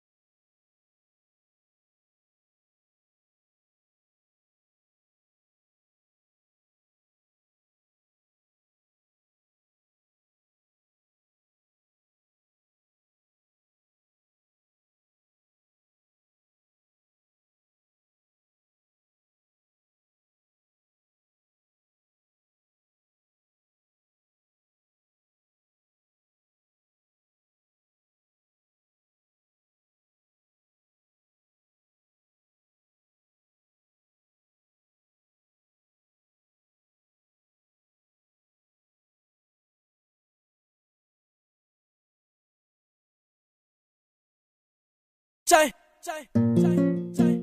Oh yo yo. See. Oh yo yo. I don't come, I don't show. Chai, chai. See. Oh yo yo. J Martins. Chai, chai. Oh yo yo. Hey. Everybody say.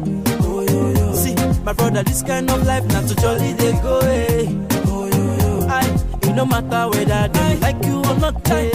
Oh yo yo. See, so make you stand to your feet and dance here for me. Yeah. Oh yo yo. Chai. Everybody say, see as God don't wear me a brand new coat. Make una come follow me celebrate. Everybody make una they shout oh yo yo. Oh yo yo, yeah. See me I don't come with my kind of flow. J Martins don't come elevate. People they see me they shout oh yo yo. Oh yo yo, yeah. Shana God when bless me, lift me, they make me they shine like this yo. I him be the reason why the people they see me they shout oh yo yo, yeah. Whether he good yo, whether he bad yo, see God pray do one for me, he go do one for you. Everybody say, oh yo yo. See my brother, this kind of life not to jolly they go. Oh yo yo. It no matter whether them like you or not. Oh yo yo. See, so make you stand to your feet and dance here for me. Oh yo yo. Chai, when I say kulu kulu, Papa and Mama them kulu kulu. Okada drivers kulu kulu. Baba God you dey your side you. Chai, when I say kulu kulu, my brothers and sisters kulu kulu. Everybody wait there kulu kulu. Baba God you dey your side you. Yes, I chai. See, wait for your blessing and turn by turn. Everybody must to make a way. Chai, this life where we dey, no matter how you do, enemies must stuck here. As God don't bless me away, that's all he gon' bless you away. Chai, God pray do one for me, he go do one for you. Everybody say, ooh. See, my brother, this kind of life not to jolly they go. Oh yo yo. It no matter whether they like you or not. Oh yo yo. See, so make you stand to your feet and dance here for me. Oh yo yo. Chai, everybody say, God he don't bless me. See, as my life with the sweet. Make una they chop me like biscuit. Chai, now my song. See, anywhere I go, I just scatter. I know they agree. Them say me a too harsh for the matter. No be you, be my God. So make you watch, waiting you they talk. No. Shana God when bless me, lift me, they make me they shine like this. Yo. I him be the reason why the people they see me they shout oh yo yo. Yeah. See, whether he good yo, whether he bad yo. See, God pray do one for me, he go do one for you. Everybody say. My brother, this kind of life not to jolly they go. Oh yo yo. It no matter whether they like you or not. Oh yo yo. See, so make you stand to your feet and dance here for me. Oh yo yo. Chai, everybody say. Oh yo yo. See, my brother, this kind of life not to jolly they go. Oh yo yo. It no matter whether they like you or not. Oh yo yo. See, so make you stand to your feet and dance here for me.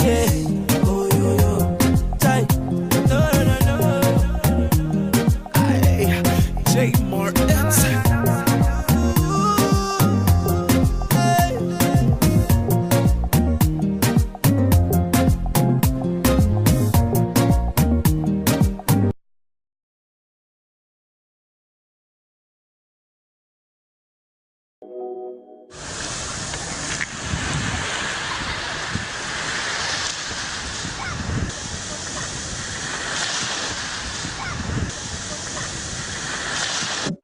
Hey, Tio, Ziki Babanga.